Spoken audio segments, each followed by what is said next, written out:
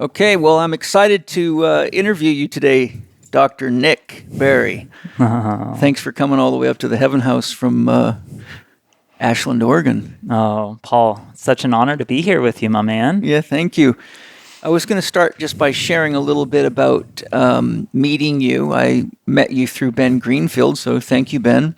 Ben, we love you. Yeah. And, you sent me a bunch of your oils to try, and I really thought they were fantastic, which is why I've continued our interactions, and I've had you come and present to my level 4 practitioners here at the Heaven House when they were in their last year of training.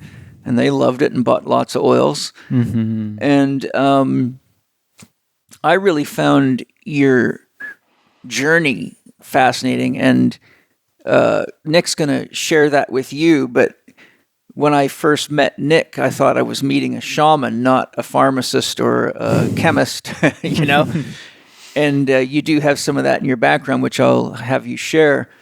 But I just find you an interesting guy and wanted to share you with my audience because, one, I think you and I have a lot of harmony in our values about what's important in life, to life, as life, for life.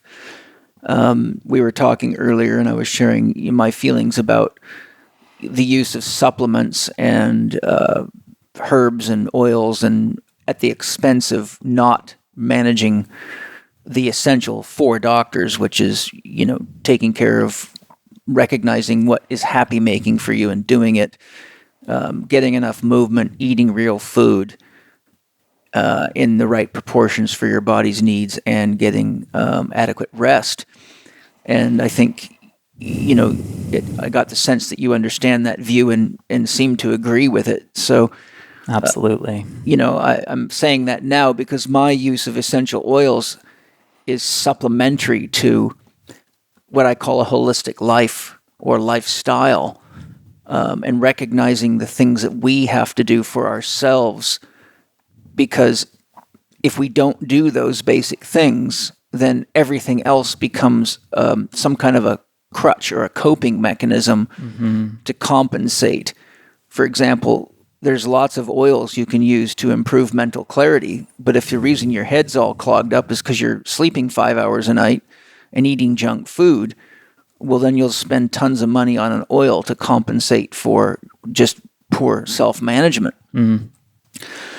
But as a guy who manages himself quite well, I can also say that I've used essential oils to keep myself in great shape, such as when I'm traveling or I feel any kind of flu or bug getting into me. I have my arsenal of oils and various, tools, just like a shaman has his kit, which almost always has sage in it and other things like that, and garlic and the kind of the core constituents of a shaman's practice.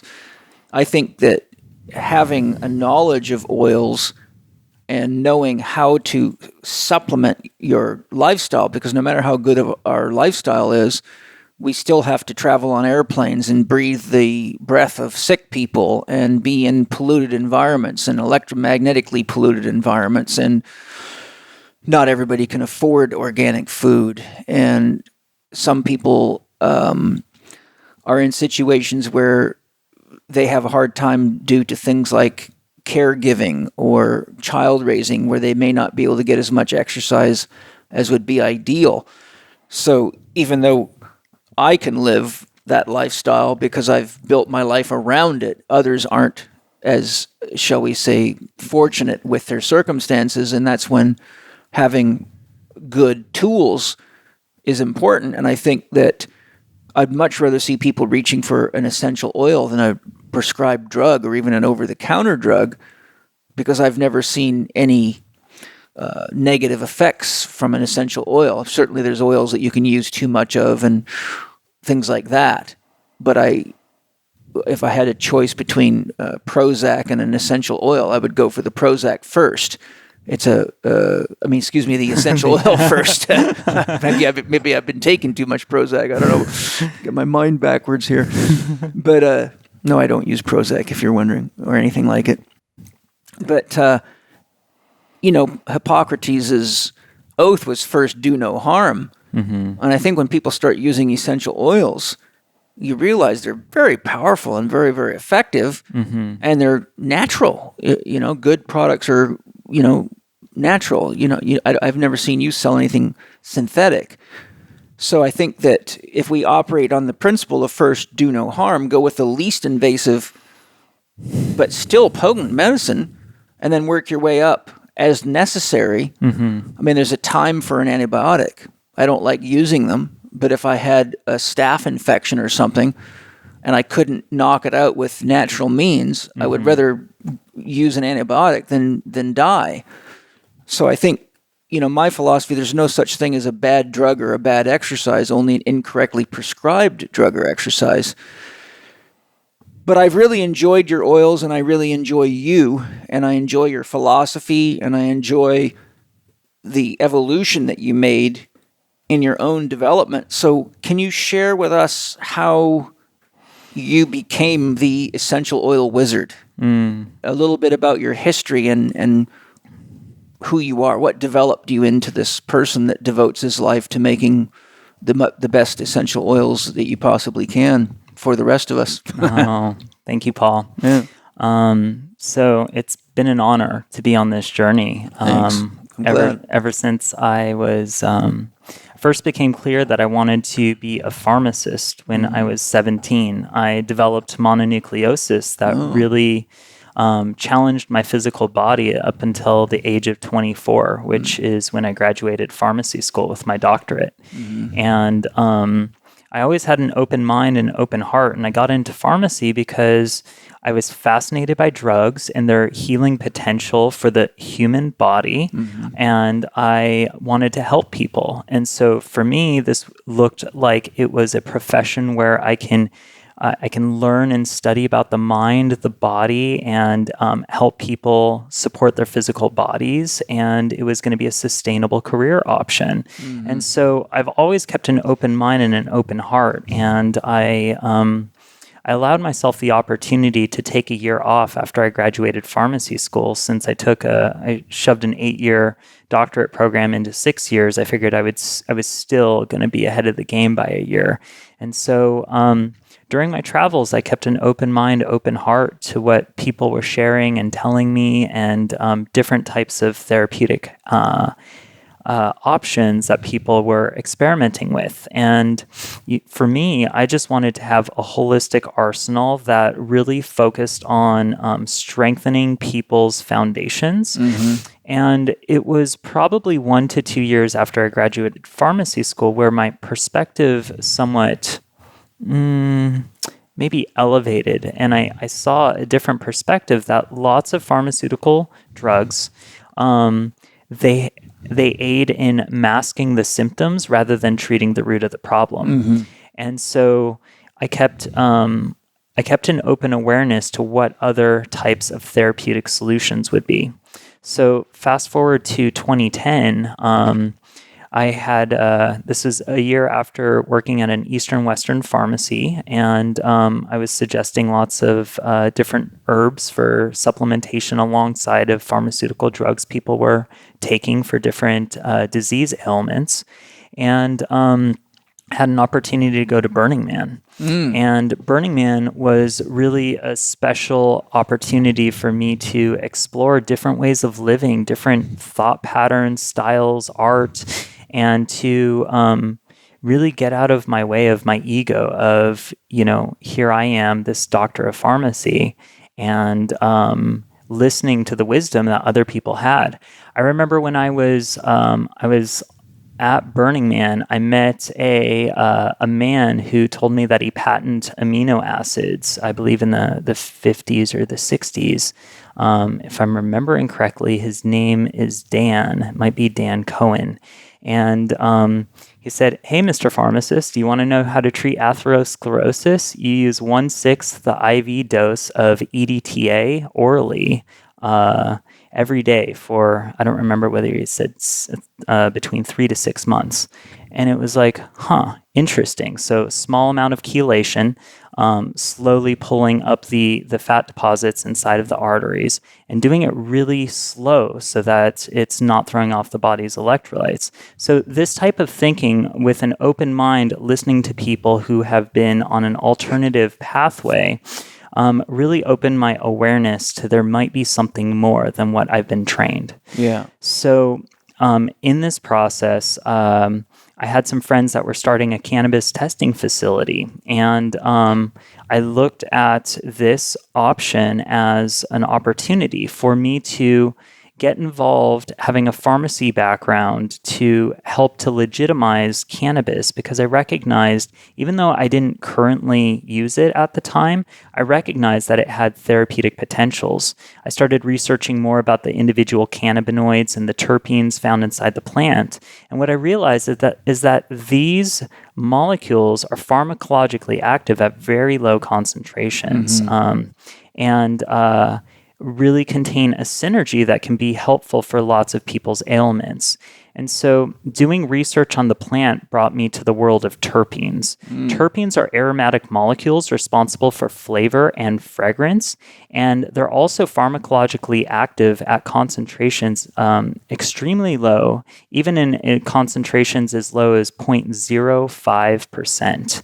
And so having such strong, powerful terpene molecules in plants, I started looking into how can I modulate and increase effectiveness of patient therapy utilizing terpenes. Where are terpenes found? I discovered that they were found everywhere in nature, not just cannabis. And so what I discovered was that essential oils are very rich and concentrated in these pharmacological terpenes. So I started experimenting and augmenting patient therapy utilizing essential oils. That's very cool. Just because you mentioned marijuana, I'd like to just interject if I could.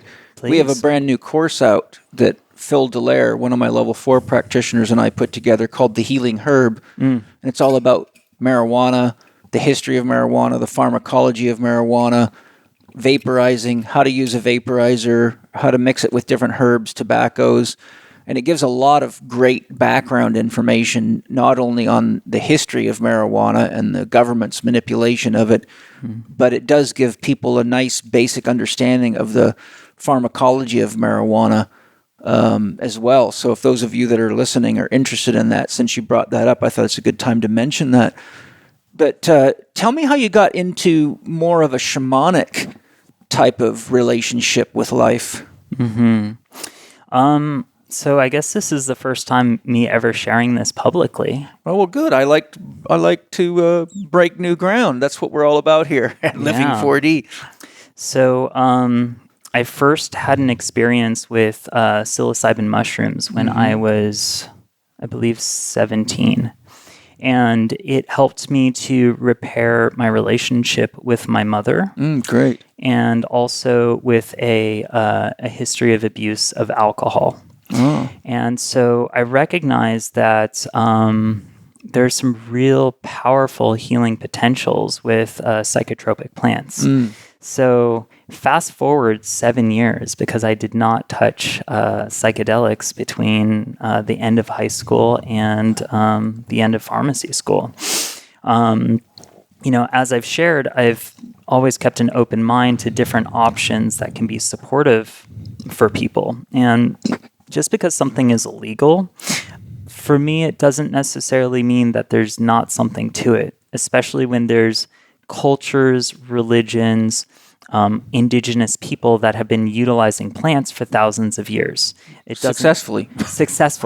And, if we really look at some of the numbers of drug deaths associated with patients going to hospitals from adverse side effects from the medications that they're taking. Putting things into perspective, I think what we have is a challenge integrating these plants and these tools effectively so that we can maximize the therapeutic value and mitigate the risk. Because there's so much, there can be the idea of either shame or fear associated with legality, Yeah. that it's not always an open discussion. And so sometimes the healing process can really bring things up associated with entheogenic substances. And so I feel as though by blocking the opportunity to have a public platform where more information is being collected about what's working, what's not working, stories about adverse effects, and having a public platform where we can all participate in consciousness in our physical bodies. I believe that creates lots of the challenges that we're facing associated with not successfully integrating these tools into medicine. Yes. I'm very grateful for the work of MAPS, the Multidisciplinary Association for Psychedelic Studies, for really studying the therapeutic aspects associated with different compounds like MDMA, using it for post-traumatic stress disorder. I believe there's other studies for end of life to reduce stress and anxiety with psilocybin. And I feel that there's really an opportunity for people who are inspired in this direction to do more research and to really question what are the risks, what are the potential benefits, and how does that line up with what my current beliefs and options are. Yeah. It's Rick Doblin. Yeah, there's a very good interview between him and Tammy Simon in her podcast series Insights at the Edge, for those of you that might be interested. It was a fantastic interview with him discussing why he started MAPS and the importance of psychedelic research and as he says, the importance of the experienced psychonauts coming out of the closet, because people need skilled practitioners with awareness to educate people, as you know, because they're going crazy on this stuff all over the world right now without any training or, any structure to support it. The traditional cultures had a support system in place. But I wanted to mention that, but I'm interested in how has your experience with plant medicines or anything in the shamanic concept or culture or way of relating ultimately woven its way into your work in manufacturing essential oils, or changed your view as a pharmacist. And I would suspect that it probably greatly enhanced your energetic abilities and the ability to read and communicate with plant spirits. Yeah. So thank you for opening up the floor and allowing me to go really deep. Yeah. Well, I think it's important, because, look, the reason I'm asking these questions is because the product is an expression of you. You're the formulator. These are Nick's essential oils. This is not, Bayer or GlaxoSmithKline with a bunch of computers formulating and kind of robotic people doing what they're told. I when I use your oils, I get an inherent sense of it's hard to even put a word on holism, nature, raw medicine. But they're not the kind of products that you would typically get from a corporation that makes any product that's, whether it be oils or whatever. So it seems to me that your own way of the way you've developed yourself has brought you to the point of being able to have relationships and perceptions that ultimately turn out to be fruitful in your work, in your life, and for us, because we use your products. At least I do, and I'm hoping more will. Thank you. So how can you share about that element of it? Yeah. So over the years, I've really developed a deeper awareness with the plants. I've studied from the traditional sense of pharmacology and looked at how chemical constituents work on the physical body. As I've continued to grow individually and personally, I've found that my expression and how I formulate, how I create the products that I develop has become more holistic, as you've touched on. I feel very connected. There's a lot of intention that goes into each product that I'm producing. When I produce a plant medicine like skullcap, the idea is that it's a powerful nervine, and that there's lots of people who have the experience of way too much stressful activities in their life and difficulty sleeping and overactive nervous system. And so, smelling the skullcap and just feeling the vibration of it in my body, my body with, continues to grow in terms of the awareness and the sensitivity with plants and other compounds, other minerals. And so I feel how it makes me feel in my body, and I also project intention and what I would like to create for other people. So, there's a number of signature processes, which really, as you've touched on, is an expression of myself. It's my opportunity to make art for the world. Yeah, it feels like it.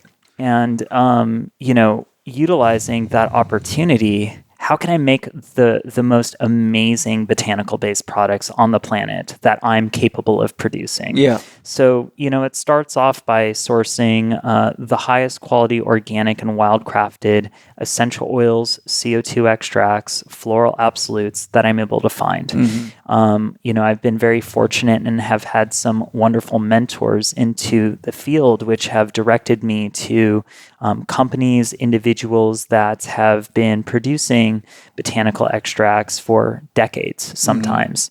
And so I feel where many essential oil companies are able to find a certain source of essential oil, and that might be the end goal, and then getting it bottled. That's just where my journey starts, Paul. Yeah.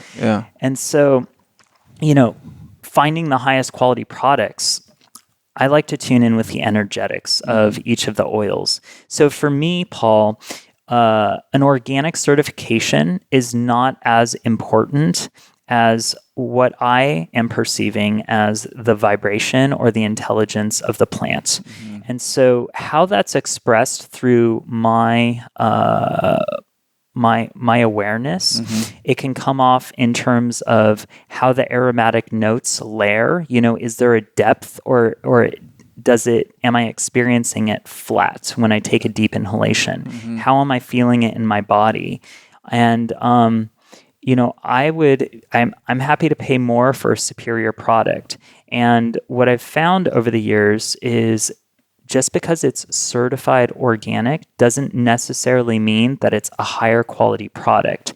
Now, of course, having products that are unsprayed and free of chemicals and toxic fertilizers is absolutely crucial. Yeah.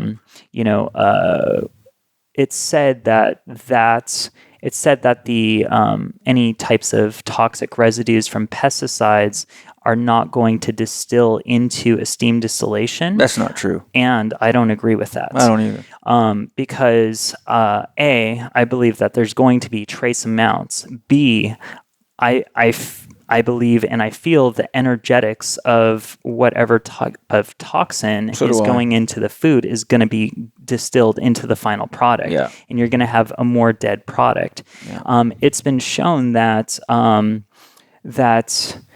because essential oils are inherent in plants to attract pollinators, to repel pests, they're used as to modulate the plant's immune system. These essential oils are usually the most robust in healthy plants that are not sprayed with chemicals and poison, that are naturally thriving in their environment. And so they need to produce more of these terpenes. And so they become more pronounced in their activity. Yeah. And so these are the qualities that I'm looking for in terms of sourcing the product. So once I have an essential oil or a CO2 extract that I'm personally approving, I then will take have quite a number of different technologies. And for me, essential oils is an art form, and it's an opportunity to practice really taking care with the plants to express the highest level of awareness of what's capable of the plant kingdom, and then make it available for people. And so I work with lots of different tools that I've discovered over the years that work on enhancing the energetic qualities of these premium quality extracts. So in my lab, I've discovered that utilizing certain geometries will actually enhance the aromatic profile. Some devices that I have, I can literally pour the liquid through a geometric structure, and it's going to puff up. It's the peak experience of the inhalation. It's going to hit the nostrils more profoundly with more depth. Sometimes it can take an oil and really lift it or define different aspects of the various notes. And so usually when I'm crafting essential oils and formulating blends, I am utilizing the aromatic notes and tones as an expression of how the oil is coming out for its final expression, which may be used topically. It might be used in the diffuser. It might be used for the bathtub. I make some essential oil tinctures. So there's many different ways that I intend for the end user to appreciate the artwork. So I found that orgonite, for instance, for our viewers who might not be familiar with orgonite is a composite resin, typically, that compresses against organic and inorganic compounds, typically quartz crystal and different conductive metal shavings. And so crystals carry something which is called a piezoelectric charge. And when a crystal is squeezed and there's pressure laid onto the crystal, what happens is that crystal is emitting energy, and it's a notable. You can take a meter and you would be able to measure energy being expressed through the crystal. Well, this technology is used in our bodies too. Most people don't know it, but your teeth are piezoelectric. Every time you chew, you put pressure on your teeth, and it creates a piezoelectric current that is picked up by the nervous system and used by the glands and organs connected neurologically and energetically to the tooth. Bones have piezoelectric qualities. Fascia has piezoelectric qualities. So that's why movement energizes the body, because when we stretch, for example, most people notice right away after they stretch, they have more energy and their heads clearer oftentimes, because they're releasing piezoelectric energy into the body. And where the tight muscles are, they're usually indications of organs that are also stressed, because when the organs get stressed, they cause a viscerosomatic reflex, which the organs basically dump their stress off into muscles to protect the organs from going out of a specific frequency range.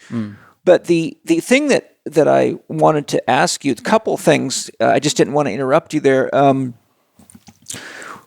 One, you talked about smelling the oils and how important that is. I have a book in my library called The Scented Ape. Are you familiar with that one? That's a new book for me, Paul. Oh, well, I'm going to have to show you about that. That's a very deep book on the science of how essential oils work in our nervous system and the neural synaptic pathways. But the reason I brought that book up is because it makes the point that the olfactory nerve is the only cranial nerve with a monosynaptic junction. So when you smell something, there's only one synapse between the nerves that pick up the smell and your brain. Everything else has to go through multiple synapses. So if you think of it like if you connect 5 computers together to get a message to somebody, like we have to use cell phone towers. Every time you add another computer, you increase background noise, electronic noise, you increase the likelihood of it not getting there, and you increase the likelihood of the signal being reshaped or losing its purity, right? But the olfactory nerve is a monosynaptic junction. So part of the discussion is that it shows how critical to our survival smell is, because the brain's wired to your nose with one synapse. Like it's like we don't have any, we can't take any chances on it not being perfectly transmitted to the brain. So I was just wondered if you were, because we were talking about your shamanic experiences, and you referenced smell and of course vibration. And I thought, well, I wonder if people realize that the olfactory nerve, the smell function, is so critical to our survival, and that these were instincts that we have from primal survival. I mean, we live far more, as you know, in the wild than we ever did in civilizations with doctors and therapists around. So we had to literally survive on these skills. And you mentioned another thing. You mentioned geometrical forms. Now, for a lot of people, they might be thinking, well, how in the hell was pouring a liquid through a geometrical form going to do a damn thing to it? It wouldn't make any sense to them. But I'm assuming you're referring to sonic geometry? What I've found is that different geometric shapes and tools that I have, like I have a hexagram coil that I pour some of the oils through, and it literally energizes the oil. You can pour the oil through, and at the other side, it really just energizes it. The scent, the aromatic profile, really expresses itself louder. Pyramids. Have you done much research with pyramids? Yeah, I understand, and I've tested them, and I store some medicines and essential oils in a pyramid at home. What I'm trying to drive at is, what do you think the mechanism behind that is? For most people, it just doesn't make any sense at all. I want to let you share before I say anything, but what do you think is the difference between a hexagram, a circular form, a pyramid, or any other form? Like, obviously, you've chosen that shape. What is it that you think's causing the effect on the oil that has to do with the shape itself? Yeah, I think due to the conductive natures of the metal and the geometric form that it's being expressed through, the molecular constituents are all geometric, found inside the essential oils. And so through whatever means, I feel that the field of the conductive field, which is generated from the geometric shape when it's being poured into, may actually make the mixture that's found inside the essential oils of different geometries more coherent. And so it may not molecularly change what's found inside of the oil, but it may help to configure the geometries in a more coherent way where everything is more orderly and structured, so that when you are having the experience of taking a deep inhalation in through the nose, that you're able to experience more profound peaks and different layers of the different geometries because there's more order. Are you familiar with sonic geometry? A little bit. Would you like to share? Well, it's interesting because I think it'd be something fun for you to look into, because I think it'll really add a whole new element, and it might give you a different way of exploring shapes for the manufacture and modulation of your oils. But sonic geometry basically is a concept that says, if you take, for example, a square and you've got 4 90-degree angles, that totals up to 360 degrees. Yeah. So what sonic geometry basically shows, by studying everything from atoms to stars, is that turns out to be a frequency. So a square will produce a frequency that has something to do with the total of those 4 angles.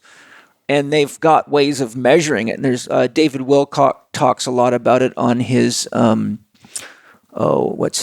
wisdom teachings. Mm-hmm. He's got several segments on it, looking all the way down into DNA and many molecules and atoms, and showing it. He's got a marvelous display of sonic geometry and how it. A doctor found that it actually gave a very coherent explanation of the structure of DNA and how it conducts energy and frequency. But because everything really is energy and information, right? Yes. I mean, without that, there's nothing here. And so structure is energy in a form or a shape which is in formation. Yes. A square is a formation. A triangle is a formation. And because those are all atomic structures and atoms are moving at slightly less than the speed of light, they're producing very specific vibrational characteristics. So if something like an oil runs through a pyramid, it's going to be influenced by the frequency of that shape. And then, of course, like you mentioned, the materials in it, if a pyramid's made of PVC pipe, that'll be different than a pyramid made of gold, because now you've got conductance. Yes. So that can amplify, for better or worse. It could, like if you have a gold pyramid, but you're in the middle of New York City, you might be picking up every cell phone cab and radio signal and putting that into your essential oils. So I was just curious if sonic geometry, or was it more of an experimentation and your own investigations as to how that worked? But the question I was really driving at and trying to get you to expand on, poke, your experience of what we would call shamanism. So you mentioned psilocybin. Your experience of not only plant medicines, but there must have been other practices, whether they be rattling, drumming, chanting, smoking various herbs, shamanic practices. What have those harmonized you to nature? Have they enhanced your intuition? Have they brought you into a more intimate relationship with life, plants, the energies of the sun, the moon, the stars, and the things that ultimately are creating everything? Is that I'm saying, is that for you what made the difference between you being a pharmacist and a shaman pharmacist? Mm-hmm. Because those are obviously things that aren't typical in a pharmacist training. Yes. I'm just curious to hear from you what happened through your shamanic work inside of you that makes you the guy you are sitting in front of me, not the pharmacist that graduated after a lot of training. Yeah, there's definitely been a lot of shifts and changes. I'm someone who very rarely chooses to put something synthetic into my body, because I feel that nature provides everything that we need, and that there's very deep, profound information provided by Mother Nature from hundreds of thousands of years of existence on this planet through constant evolution. Yeah. And with all the teachings and the experiences that I've had in sitting in ceremony with indigenous elders, and having experiences with different sound tools, and really tuning in with the vibration of nature, I've found more inner peace in my body. And I recognize that we need to really look at the whole systems of plants and of nature and of humanity and of minerals, and everything seems to have consciousness. It does, yeah, I agree. One way of saying that is everything is God. It is. The first principle of Sufism, there is no God but God. I worship everything and everyone. And if you study alchemy, and you're an alchemist, the alchemists basically believe that consciousness was infused in matter. And the spiritual practice of alchemy is to extract the consciousness from the matter. They often refer to it as the dragon, right? Mm-hmm. And to bring that, we all think of ourselves as a body, right? My body, my shoulder, my neck. But most people don't think of themselves beyond the body. But if you as if you study shamanic traditions, if you study the core of most of the religious traditions, especially the mystical branches, many of which were using psychedelics and do. Sorry, some of you won't like that, but it's true. I have many books documenting that. They were really bringing consciousness out of matter. In other words, like you said, everything has consciousness in it. If everything's energy and information, then something has to direct the flow of energy and the structure of the information, right? Mm-hmm. There's a reason trees are trees and flowers are flowers and cows are cows. You know, somebody once said, thinking that this all happened by accident, like the scientific materialists do, would be like thinking you could throw a hand grenade in a print shop and a Bible would jump out the back. But anyhow, I was just curious because it's clear and evident to me that your field is clean and clear, and your energy is centered, and your mind is focused, and your heart is big, and you're committed to doing good things for people. And that's not, well, I wouldn't say it's I wouldn't say there's no pharmacists out there like that. I would just say it's not ordinary. Like, it's not ordinary for a medical doctor, and it's not ordinary for most people unless they've had some spiritual development and done some real healing.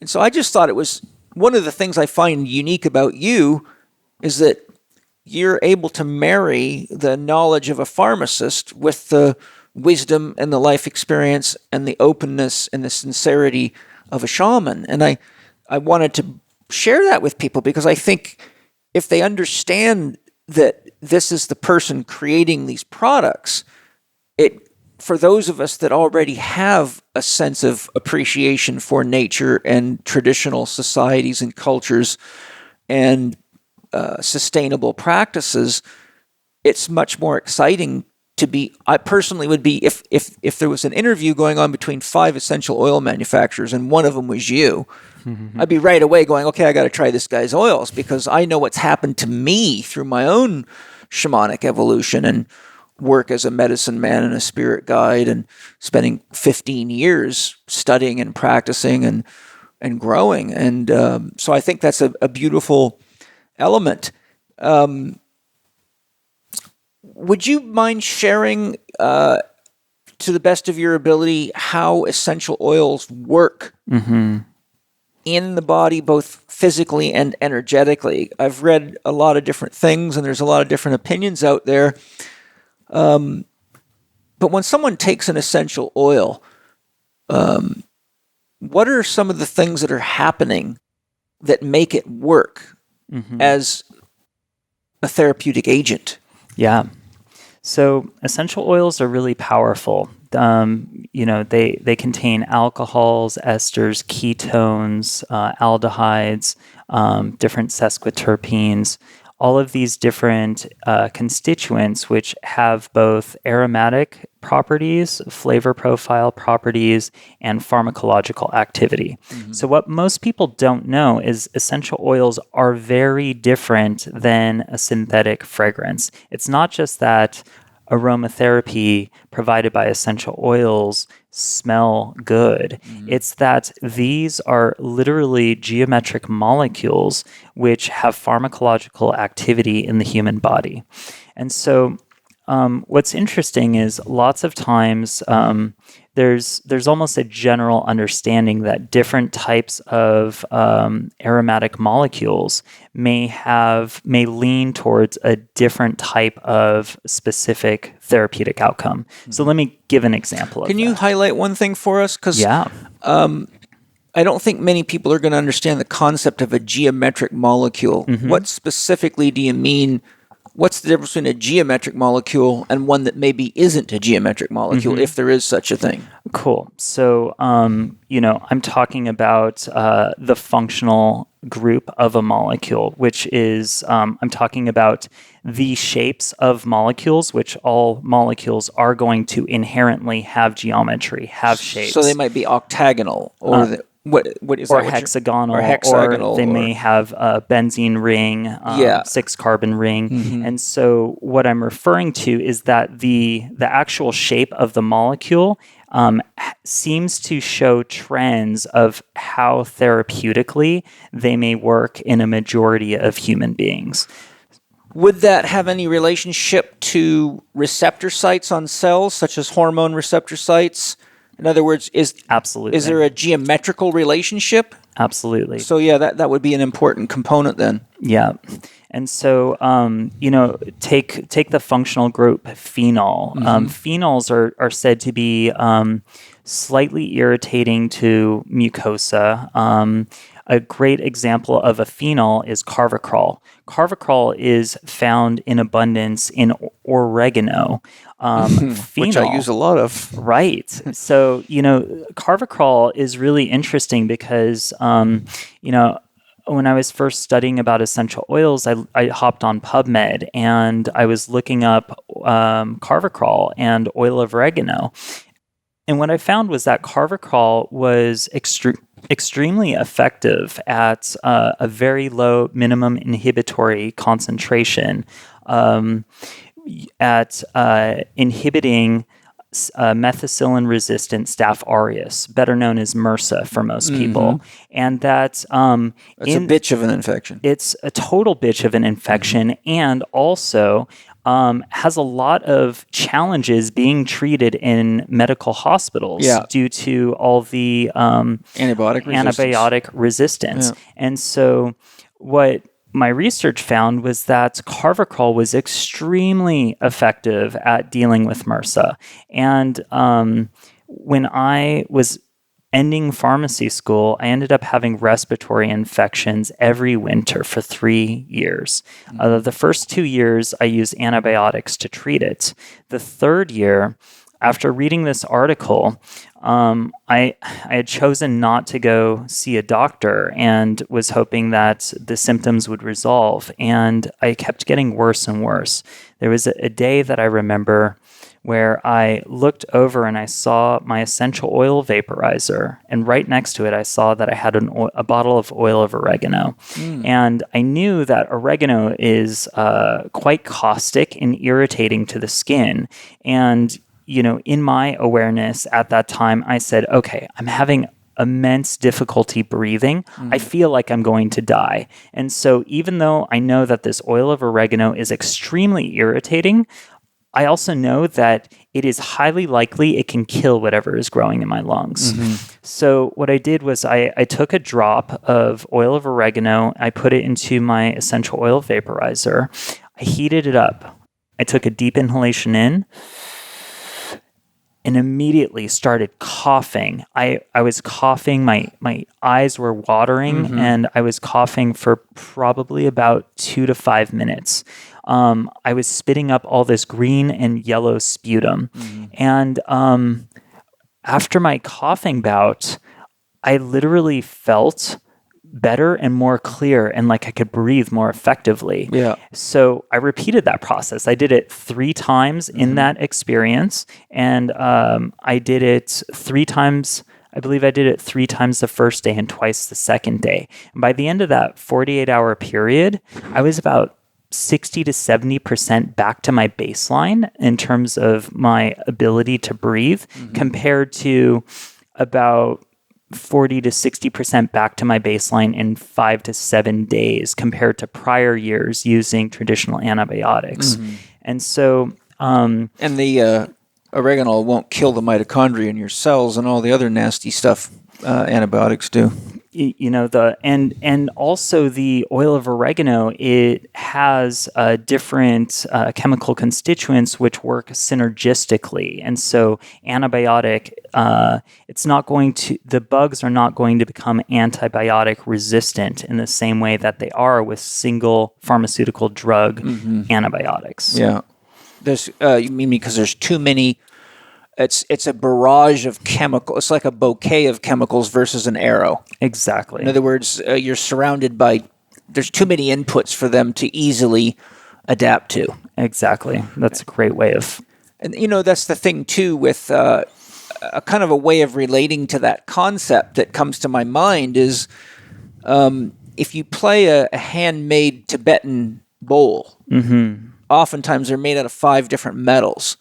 So they have a lot of overtones, right? But if you get one of the, have you ever seen the quartz bowls, the white quartz bowls? They're like tuning forks. Yeah. And sometimes the frequencies are so pure, they're almost a bit stressful to the body comparatively. So a synthetic drug is really like a tuning fork, a very tight, narrow frequency. But almost everything in nature has all these overtones. It's almost like a community holding hands to accomplish something, as opposed to a one-man army. I like that analogy. Absolutely. So that's fascinating. So basically, what I'm hearing you say so far is that there's a geometric relationship to the structure of the oil, and the different oils correlate to or interact with different cells and molecules and systems in our body because there's some kind of a resonance. I would say that, and I would go a little deeper to explore that. And what I would say is that different functional groups, which are related to the geometries of the aromatic molecules, seem to have different trends. So aldehydes are said to oftentimes be slightly relaxing, also irritating for mucosa on the body, whereas alcohol functional groups like linalool, which is found inside of lavender, is said to be very soothing and calming, both to the nervous system and also to the skin. But they might also be slightly drying as well. And so we can look at these individual constituents, and we can predict types of therapeutic benefits associated with the essential oils. And so there's a nice synergy that nature provides in these plant extracts. And it's really an art form to be able to start integrating the information and have the scientific understanding for the mechanism of action of these individual components, and then say, okay, I know that, for instance, I have a product that I call Pain Relief Ice, and it's got 12 different essential oils, really powerful analgesic, anti-inflammatory. So to give a very specific example of utilizing my knowledge base and alchemizing with intention and art form to create an effective product, there's a constituent which has been found called neuraldolol. Neuraldolol is an alcohol, and it's found inside of neroli, a number of different plants. One of them that I've found that has a nice concentration of neuraldolol is known as it's called niauli. The subtype is neuraldolol. And so what neuraldolol has been shown in studies to increase the absorption of other molecules and drive them deeper into the cells so that they can increase their effectiveness. And so simply by incorporating this niauli with the high rich neuraldolol content, it's able to synergize with the other plants in that formula to deliver a more effective formula. And so I've experimented with different varietals of the niauli, and it provides a superior quality experience in terms of reducing pain, inflammation. And so that's a very specific example of looking at the literature, deriving how things are working, and then exploring all the plants and saying, "Hey guys, what do you have? What do you have in common? What are you made out of?" And then dancing alchemically and creating something where the plants are going to harmonize. So one thing I enjoy doing is I enjoy asking permission to combine the plants. And so really connecting to the energies of the essential oils. The plant spirit, you mean? Exactly. Yeah. And really asking permission to synergize different plants together for a specific goal or outcome. In the Pain Relief Ice example, creating something that's going to relieve pain and inflammation for people. Yeah. And so it's really balancing the art forms, utilizing, the left and the right hemispheres of the brain to create something that's aesthetically pleasing. It really supports the physical body, really works on the energetic body, So regarding essential oils, when we're taking a deep inhalation, the receptors in our nose, when we receive the information through the essential oils, are going to send signals to our limbic system and our amygdala, and they're going to trigger emotion before the conscious mind is actually able to comprehend. Yeah. And so this is why when we have a smell of roses, we're transported to our grandmother's house where there was a beautiful rose bush growing out when we were 5 years old. And so essential oils can really invoke powerful emotions before the conscious mind kicks in. And by really designing and playing with that, we can craft experiences or things that are going to be highly therapeutic for the emotional body. And there's a lot of intelligence in the essential oils. And this intelligence can really connect us with a higher level of awareness. And this is where I feel that the essential oils really have a type of spiritual enhancement that can be utilized and tapped into. Some people consider essential oils to be the soul of the plant. Yeah. In alchemy, this is also known as the sulfur. Yeah. And the reason this is because it's they're found in plants in extremely small quantities, and they're highly effective and contain a lot of information from the plant. And when you are distilling and extracting this precious essence from the plant, it is this higher level of wisdom that is really able to be preserved through time, because plants can go through their cycles of life and death, and the essential oils can be extracted and really preserved quite well oftentimes. And so there's a lot of innate intelligence which can really tune our bodies both physically, emotionally, and connect us to higher levels of awareness. I think also too, because essential oils and most anything is as we've been discussing, vibration. When we're in harmony with somebody, communications are going well. If we're dancing in harmony with someone, then there's a beauty and a flow to it. If we're making love with somebody and we're in harmony, then there is more love being made than when we're in disharmony. If you study the Aboriginal culture, they used a technology called song lines and could communicate with each other through vast distances very effectively. So it seems to me that essential oils can bring us back into harmony with key elements of nature that might have a psychic awakening effect on us, because we're able to access more of the root intelligence, whether it be in the DNA itself, whether it be in biological systems, or whether it be in our reptilian or mammalian brain structures, which, as you know, are ancient. I've also read in various books, some of the books I've read were written by clairvoyants, but I've seen writings suggesting that the essential oils have the strongest effect on the etheric body. Do you have any feeling about what level, physical, etheric, astral, lower mental, higher mental, or causal, that the oils are working on? Or do you think different oils target different levels? I would say that I don't have the depth of attunement associated with levels above, let's say, the etheric body. And so I feel that it works on a higher energetic level that can affect the auric field. Yeah. And that different essential oils can work, and maybe some are going to target more on a physical level. Yeah. An example of that is vetiver. Vetiver is really powerful for grounding the physical body.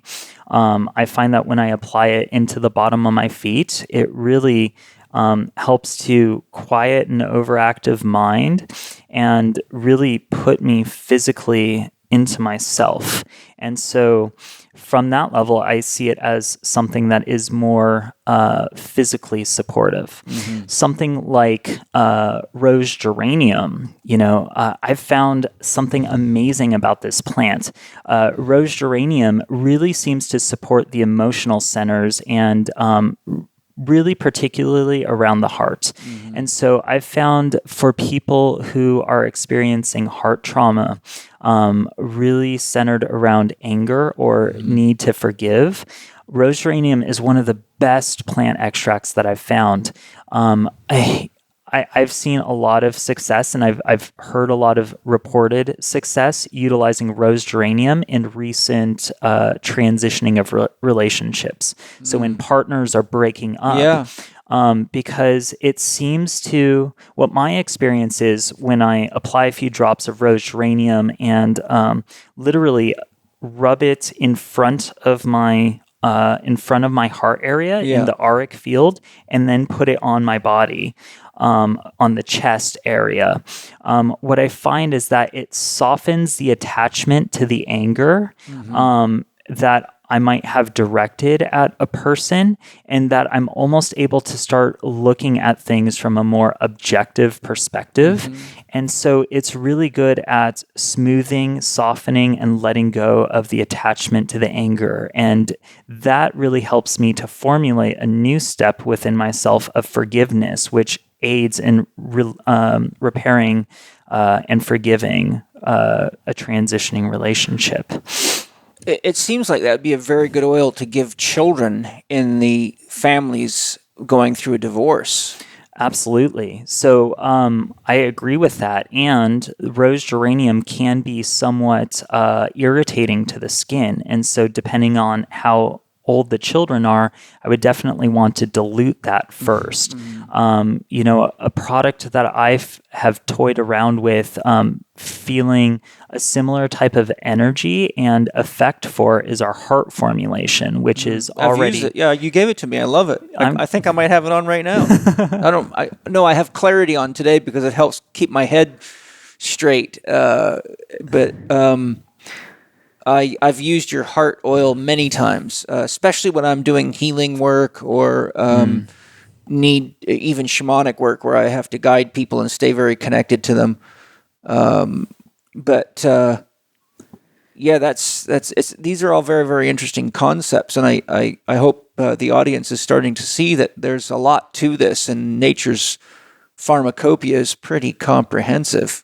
It's amazing. And, what's nice about the heart formulation compared to the rose geranium is there's a nice synergy of other plants that soften and round the experience. So it's really good for both forgiveness, anger, and really softening the nervous system, and also opening up the heart for more love. And it's also infused into a carrier oil.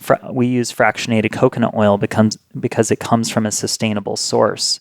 And the heart formulation would be an example of something that could be safe for children to apply and to use regularly in an example of a divorcing family. Yeah. A question that you just had pop up in my head with what you were saying there. Yeah. If someone has, like, I don't do well eating coconut. It causes, reactions. It makes me itch, gives me hives. Do you think that it's the same? Would someone like me have to be concerned if an essential oil carried a coconut oil in it? That you'd have to say if you ate a macaroon or something coconut?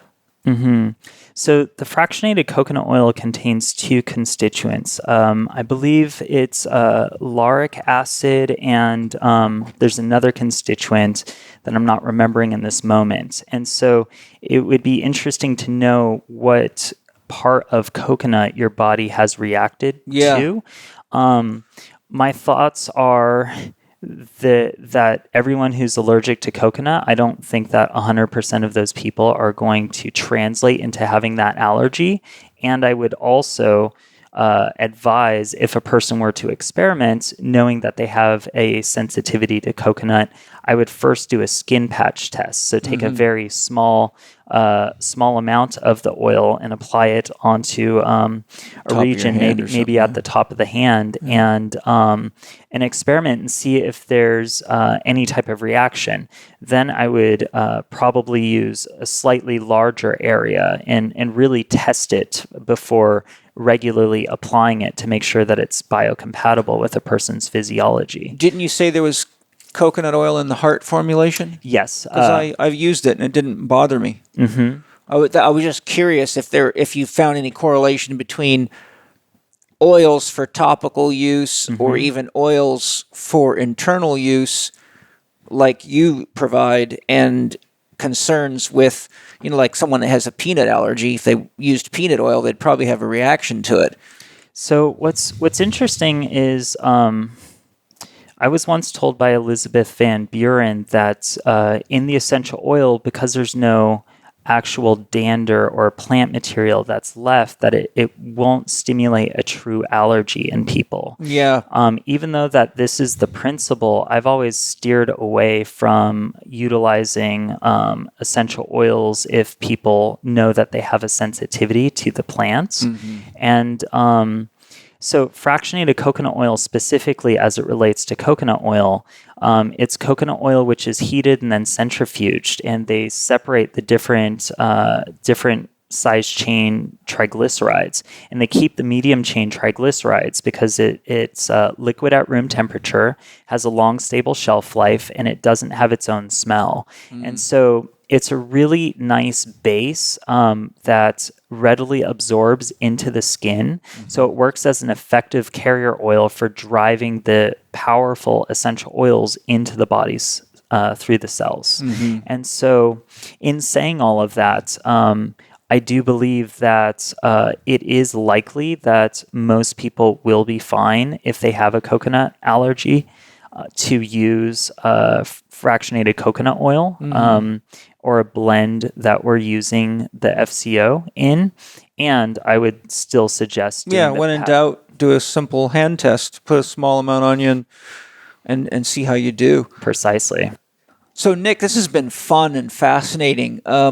We've covered a lot of things about essential oils. One of the questions I wanted to ask you is what you could share about the effect of essential oils on the psyche, or, the psyche, of course, means soul, but most people don't really have very much of a well-defined definition of soul, just like they don't really have a defined definition of mind. My definition of soul, a simple one, is consciousness within. So the sum total of our consciousness, whether it be mineral, geometrical, biological, intellectual, creative, intuitive, those are all elements of the soul, as Steiner taught them. And, we have very, very high, I think we have the highest rates of suicide in all age categories in the history of man right now, whether it be children, at any age category. We have big problems with depression. We have a lot of problems with things like attention deficit, attention hyperactivity disorder. And I'm going to do a show on that too. And there's also a lot of transition stress. The interesting thing is, a lot of people in our culture are Christian and they're taught till death do you part when they get married. But current research shows that the average marriage only lasts 2.5 years, and the average person gets married 3 times in their lifetime, which means that there is a fair bit of divorce going on. And that's a pretty major transition, especially if you've been with someone for any length of time. I know when I got divorced after 17 years of marriage, it was as though something very large had been ripped out of me, and I felt like a gaping hole was in me. And even though I knew it was time for us to get a divorce, it was a year of feeling kind of out of touch with who I was, because I had spent 17 years of my life with somebody that I was really in love with and had a child with. And for various reasons, we realized we needed to go our separate ways, but it was not an easy transition. Mm-hmm. And, my mother was practicing essential oil therapies and taking training, and she had given me various oils, whether it be things like things to enhance joy or mood elevation. But I just think that it's not talked about too much in my observation about the psychic effect of oils. So with all the kind of stress in our social environment and being in a culture that's lost its myth, which is always dangerous, and a lot of religious confusion. I don't know if you read Basil Vanderklok's book, Your Body Keeps the Score, I believe it's called. Mm-hmm. The statistics that he gave of physical, emotional, and mental abuse of children in families today was shockingly high. And the number of people on prescribed psychotropic drugs is very high. I think he said something like 47% of all military personnel are on some kind of a prescribed drug that has an effect on the mind. Don't quote that specifically, but it was high. I mean, as an ex-paratrooper, I thought, my God, that's not a good thing. So if it comes to oils, essential oils, first of all, what do you think it is that's causing them to affect the psyche? And secondly, what are some strategies that you might offer people for things like depression, anxiety, or any of these common ailments, such as a transition where maybe someone's died in the family, or you're going through a divorce, or you've lost your job? Mm-hmm. Great question. So, when I look at essential oils, they seem to work on multiple different levels, and certain essential oils are going to bypass the conscious mind initially, as we were talking about. And so when a person's taking an inhalation through their nose and they're having that smell and it's entering the limbic system and it's triggering all of those emotions and memories that are stored, that's a prime opportunity to get into those neural pathways and to create change. So the essential oils themselves are also going to be pharmacologically supportive. And so in conjunction with types of therapy and or used by themselves with intention, they can be really supportive. So maybe I can talk a little bit about some suggestions about various situations. You could. I'd like you to just expand or amplify a little bit, because I know what you're saying, but many people may not when you use the term using intention. Could you maybe explain that for people? Because whether they're buying your oils or anybody's oils, I think that's something that flies under the radar in our culture. But it really has a lot to do with research on psychosomatic healing. Or the placebo effect, right? Because we know if someone has an intention to heal and they don't know what the drug is, there's a very significant chance of healing because of the intention. So could you just share for the listeners or viewers, how does somebody use an essential oil or something with intention as you perceive it? Yes. So if we're looking at addressing a certain ailment or type of emotion, and we're looking at the different tools, essential oils in this case, as an opportunity to move through the challenges and to create a new platform, new foundation for people. The intention is a commitment to the self to say, wow, I'm really experiencing this pain and this suffering in my body or in my consciousness, in my mind. And I'm, having these emotions around it. And I'm committed to walking through this. I'm committed to healing. And I think that's really important in the healing process because,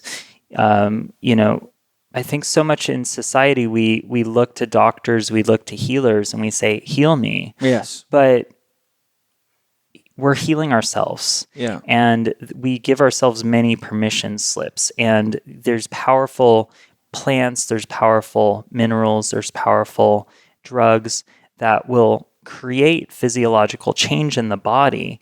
And having a mindset that's driven and focused on creating an outcome is a form of intention. Mm-hmm. So really focused on, I had a recent transition. My heart, feels broken, mm-hmm. and I'm committed to healing my heart and sharing love again could be an example. And so being able to say, this is how I'm feeling, and I may feel powerless, but I'm choosing to go through this experience, and being able to adapt and grow with plant allies, and in this case, an essential oil, we can create the intention. I want to work with this for 6 weeks. I want to see what happens. I really want to mend my heart. I'm really going to start going to yoga. I'm making changes in my life. I'm recreating myself from a more balanced space. Mm-hmm. And I'm choosing to align with this plant ally. Mm-hmm. And I'm going to use it in this specific way. Mm-hmm. And that's what I'm talking about, utilizing this essential oils with intention. So one of the things I picked up hiding inside of your comment there is that when you're talking about intention, what you're saying that I think is very important is you just gave the description of I'm seeing therapists, I'm doing these other things. It's not just this oil's all that I'm doing. I'm fully participating. I'm acknowledging and honoring and taking ownership of the experience that I'm having. Absolutely. And therefore, I'm opening myself to the possibility that the spirit of this plant is not only a gift from Mother Nature, but it's not an accident that I've come across this podcast or this oil. And therefore, no matter what anyone else says to me, like my dad might say, oh, that's a bunch of bullshit. It's just plant oils. It's not going to do a damn thing. Take a drug. When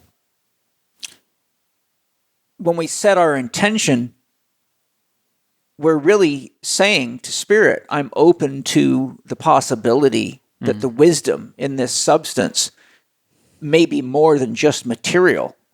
It may be immaterial, energy and information that can support me in making a transition or a healing. But the point that I'm really driving at is that your definition of intention wasn't just, I intend to use this to get better, but my intention is to heal, and I'm doing my part, which includes accessing the herbs, the oils, the practitioners, the prayers, the chants, the dance, the food, the exercise, the breathing, and I'm opening myself by participating in life fully so that I can grow. Yeah, thank you for catching that, hearing me and seeing me, how I participate. You have a really great way of defining and expressing immaterial thoughts and actions in a way that's very grounded and reflective of how I put forth energy in the creation of my process. I feel you, man. Appreciate you. Well, the thing is that I think you and I have traveled enough life together and been through enough of the, boot camp of what works and what doesn't work. Because there's no such thing as a miracle drug, because if your mind does not participate, look, if your mind participates, I've seen demonstrations of people drinking snake venom to show how strong their mind is and that the mind can overpower anything, even a poison. But if the mind is the poison itself, then the drug can't work because you've already blocked it. I've done a fire walk, a real one, with Tony Robbins, I used to be a therapist for him and a friend, and I had a friendship with him. Not that I don't, I just haven't talked to him in a while.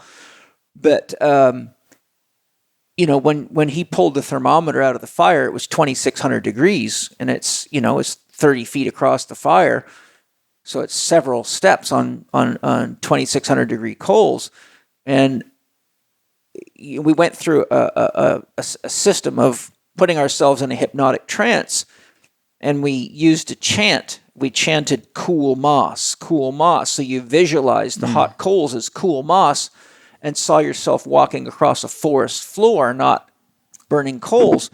But all around me, people who lost that intention got burned.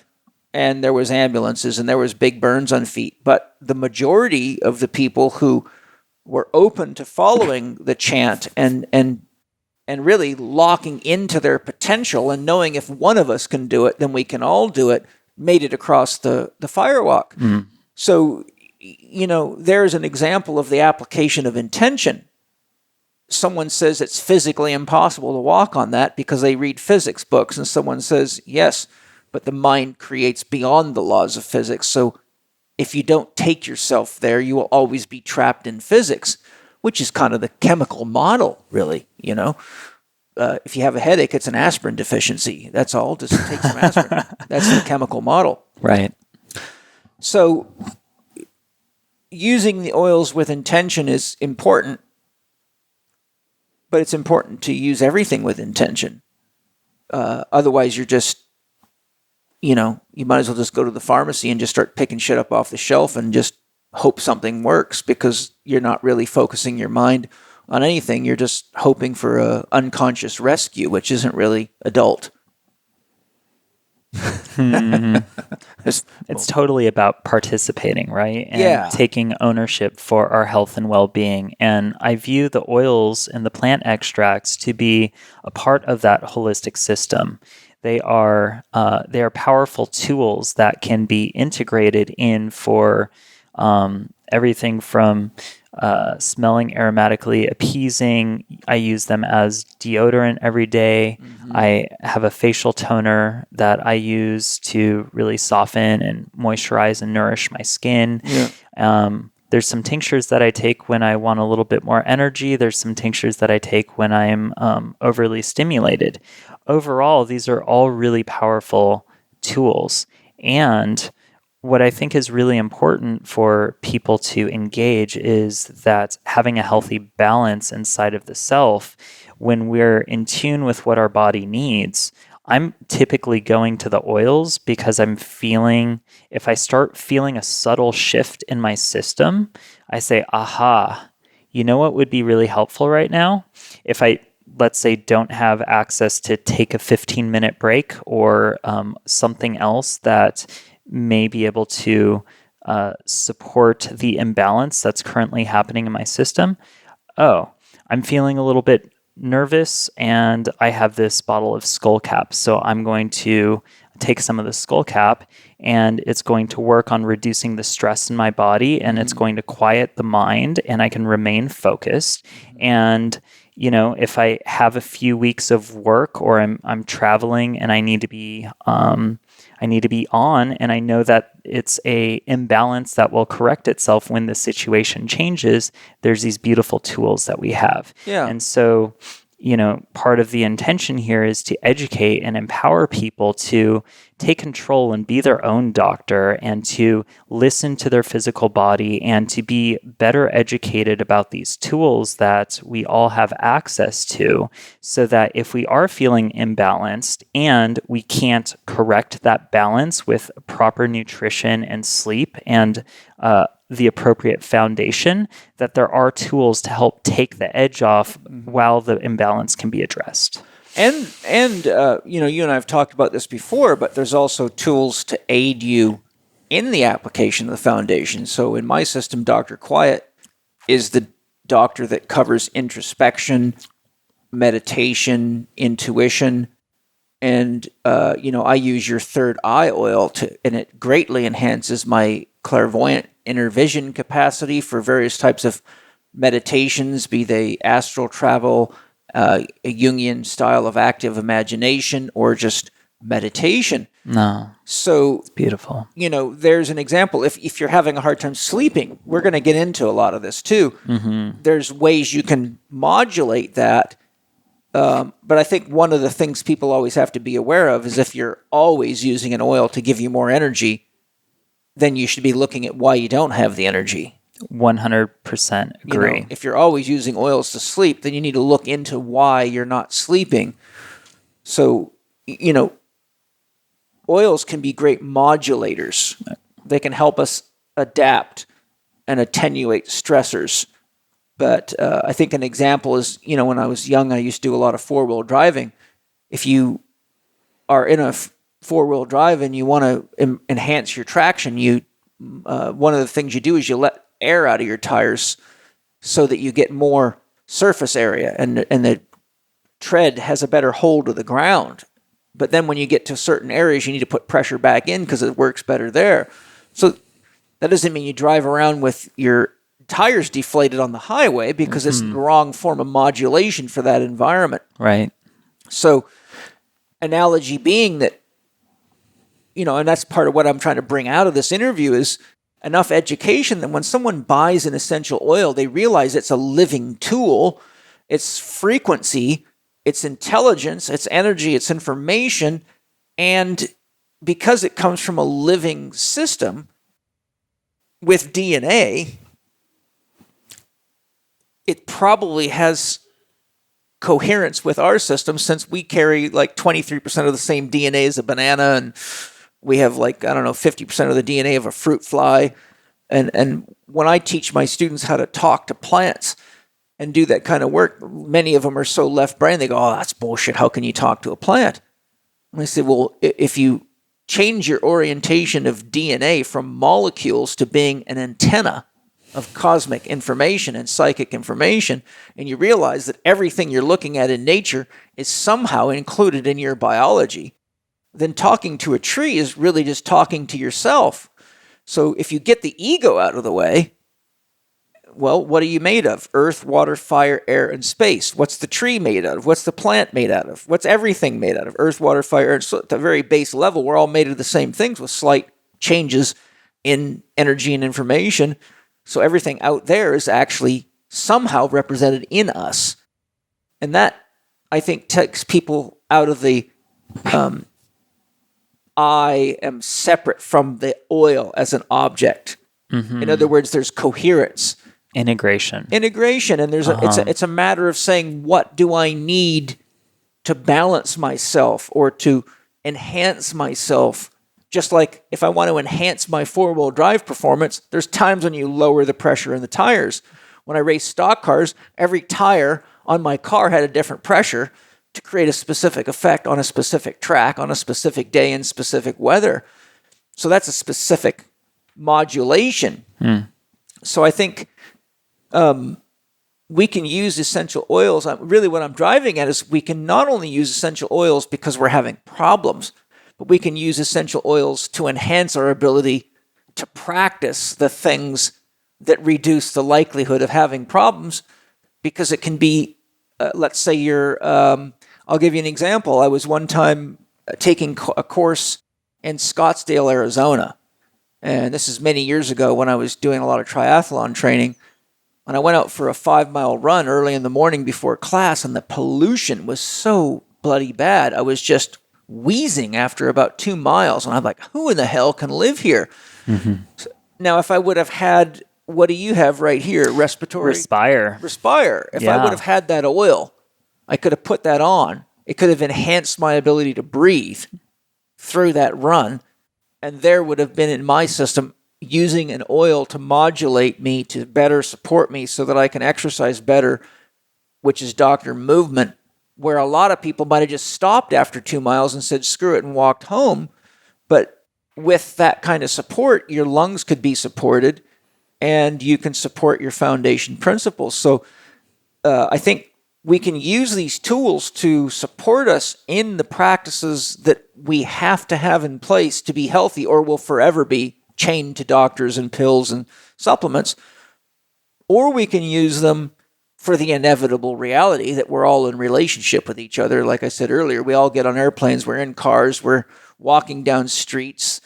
There's a lot of sick people around, and sometimes we catch things because our immune system's never been exposed to it, and it has to develop antibodies against it. And so we can use them as medicines, not just modulators. Mm-hmm. So why don't Well spoken. Yeah, why don't we get into some of the specifics? Yeah, I'd love to. So what I want to do is I'm just going to hit you with some titles here, and maybe you can give us sort of the physician's prescription from Dr. Nick. In other words, if I called you up and said, Nick, what would you recommend? I'm going through a lot of stress. I'm very busy right now. I'm having a hard time dealing with all the things coming at me. It's not that I'm unhappy. It's just that there's a lot going on, and I feel a little bit scattered and stressed right now. Mm-hmm. How could you enhance me with one of Dr. Nick's essential oil wizardry Absolutely. oils? Let's do it. Okay, so stress management. Yeah. So for stress, I've really found that our CO2 extracted kava is really powerful. It's a product that's not suggested for people who are consuming large amounts of alcohol, shouldn't be taken concurrently with alcohol, and people who have liver disease. Okay. The kava is really good for relaxing the physical body. Sometimes it has a slightly stimulatory, energizing effect. For some people, it's relaxing, but it seems to take the edge off. Our skull cap, our ultrasonic skull cap tincture, that's actually a new product that we extracted about 3 weeks ago, and I've been loving that. Yeah. What I find is that skull cap really helps to take the edge off an overactive mind, while still being able to participate and be very clear. You have some right here, right? Yeah. Would you enjoy having some now? Didn't you give me a drop at the beginning? Yeah. I thought it was very clearing. Yeah. What should I take? Couple of drops? I would say about a quarter of a dropper full. About that much? I'd say about half that. Like that? There we go. Want to join me, dear spirits? Thank you, Skull I got Cap. the yes. Uh-huh. My hair is growing. Yeah, that's nice. Because you mentioned it, I knew you had it. I thought I would just try some right now and share it with the audience. And it is, right now I'm feeling my energy field is going into a state I would describe as yin. Before I took it, my energy was going out because, I'm focusing on you and I'm outgoing, but I feel as though my energy is looping back into me now. And I feel anchored in my center. I feel as though, to give an analogy, if I was a kite, you just put a tail on me. And now I can fly more stably. That's how I would describe my energetic experience of it. Thanks for sharing that. That's really neat. It's a newer extract, so I'm still collecting reports from people. And Skull Cap, I feel as though it's really good for... it brings a clarity to the mind and also a slight physical reduction of stress in the physical body. Yeah. And so it's a really great tool. I've found that I can be very productive. For instance, I'm having this podcast with you now. I just took some Skull Cap. Mm-hmm. My mind feels really sharp and alert still. Mm-hmm. However, I feel even more relaxed in the physical body. And so it's a great tool for people that still need to be on, but are experiencing stress. I'm finding it very relaxing in my solar plexus as I'm sitting here. Mm-hmm. It's definitely still working and coming on to me. But I feel as though my abdominal muscles are relaxing. Our tendency when we're under stress is to armor and brace ourselves. I feel like I'm a flower opening in the morning and, it's not so bad. Yeah. I can do this. I really love how in tune you are with your body, Paul. Well, I'm like you. I take care of it, and to me it's my chief instrument, so I honor and worship it, although I do a lot of experimenting with it, but it seems to enjoy those things too.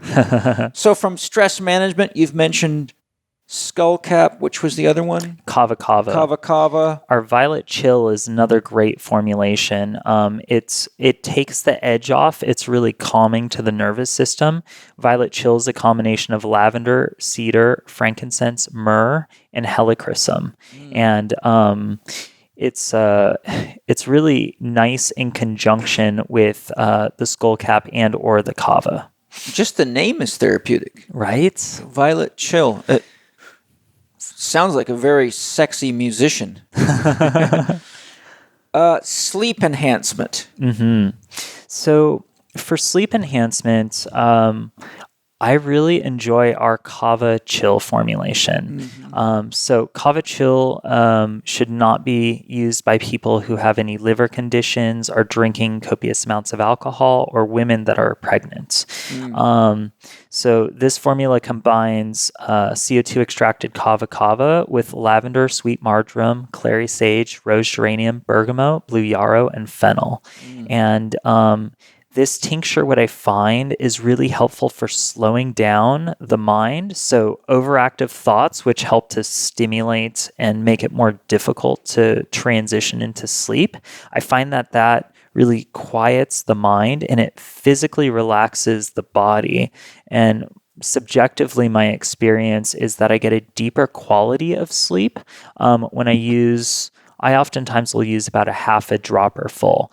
People who are really sensitive may want to start off with a quarter of a dropper full and would experiment with that, before driving. Some people use it for higher levels of stress as well. Is it something small children can use, like my 2-year-old boy? I would not suggest this one. Yeah. I would not suggest any kava product for, especially a kava extract for a 2-year-old. So something that's really interesting for younger children, I believe it's around the age of 2 that their liver really starts to develop more liver enzymes and becomes more effective at breaking down some of these really powerful essential oil molecules. And so most essential oils should be avoided in children under 2 and I will also say that I've personally chosen not to focus or specialize on application of essential oils in pets and in children because I feel like it's a lot of responsibility and also a lifetime of learning. And I'm more in the experimentation creation passion. So I can share some soft suggestions. Yeah, I think it's important because I know my son, Mana, has what they call, it's often called FOMO, fear of missing out. And so, if there's anything going on or there's a telephone man out fixing a telephone line and it's time to take a nap, if he thinks we're going to go watch something on television that he might miss out on, he has a hard time winding down. So I have experimented with oils that I've checked to make sure they're safe. But I know many of my students have children that have the same thing, and I'm constantly getting emails and talking to people whose kids have a hard time napping and sleeping, which could be a lot of things from electromagnetic pollution to sugar. That's not the case with my kid, but it'd be lovely if you could share a couple of oils to help children calm or sleep. Yeah. Little ones too. Yeah. So let me start off by saying lavender and Roman chamomile would be 2 options that I have read in books have been suggested for children under the age of 2 to be safe, and would probably want to inhale them and or put them on the bottom of the feet in terms of routes of administration. That's one of the things we do with Mona's, uses feet. Cool. So for smaller children who are above the age of 2, another essential oil that I could see being really good for putting them into their body, quieting them down. In fact, some people suggest using vetiver also in ADHD. So vetiver is a really calming and grounding grass that smells very deeply earthy and rootsy. And it's just such a deep, almost smoky scent. When I apply it into the bottom of my feet, usually about 5 to 15 minutes later, what I'll find is a deeper sense of self physically. So I'll become more aware of me being in my physical body. And it's really good for children that might be super excited about one thing and then super excited about another thing and then super excited about another thing. It's actually able to slow down the mind, but also simultaneously increase the focus and the concentration on a task. And so it's a great stress reliever and also super wonderful for increasing presence in children. It sounds like it might help with dissociative disorders. That's an intriguing reflection. I have no clinical experience in that regard. I really am resonating with that perception. I've worked with various people that have dissociative disorders. Usually they're linked to traumas, but the way you were describing it, how it brings you back into your body, because people with dissociative disorders are usually somewhere else than their body. So that just came to my mind. Now, a topic that I think is going to be probably high on the list for a lot of people is sexual performance enhancement. You've given me some oils that definitely were very supportive of that endeavor. Yeah, baby. Got to light a fire now and then. What was the name of that beautiful oil you gave me and Angie? Choco nut? I can't remember. It was a small vial and it had a roll-on. Really beautiful smell. So, there's some oils that are really amazing in terms of their aromatic profile that just bring out sensuous qualities. There's also some essential oils which pharmacologically can activate males and females and really drive more sexual energy. I'm feeling as though I'm remembering it may have been our exquisite botanical perfume, either seduction or the meadow. It was seduction. Yeah, that's an amazing one. Just the smell of it can get you horny. It's really a nice smell. Thank you, man. I know if I come to bed wearing that great things are happening. Well, my girls, I have 2 wives, so either one of them is likely to know that I have something on my mind, and I figure I have a better chance because if they're smelling it, they're getting it, right? But because today with the level of number of people with adrenal fatigue is very high, as I'm sure you know. Yeah. And with adrenal fatigue comes a decrease in sexual performance for good reason. I won't go into the chemistry of it because I want to hear more about your stuff. But so aside from seduction, do you have any oil blends that people could use to enhance sexual performance? We have a huge problem with young men with premature ejaculation and not able to maintain an erection. I've had 18 and 19-year-old athletes email me asking me how to get off of Viagra. And I'm like, oh my God, the first time that happened, I was like, what in the world are we coming to when when a man's, when a guy's it's powerful. 18 years old, he should be able to use his penis as a dinner bell or, hang coats off the damn thing. But, I've got young athletes telling me they have to use Viagra to have sex, which for me is a very dangerous sign from a social health perspective. But you have all these people running out there resorting to all sorts of chemical tricks and even, physical augmentation, pump up penises, mostly for the older guys. But what would you recommend for enhancing sexual performance? Yeah.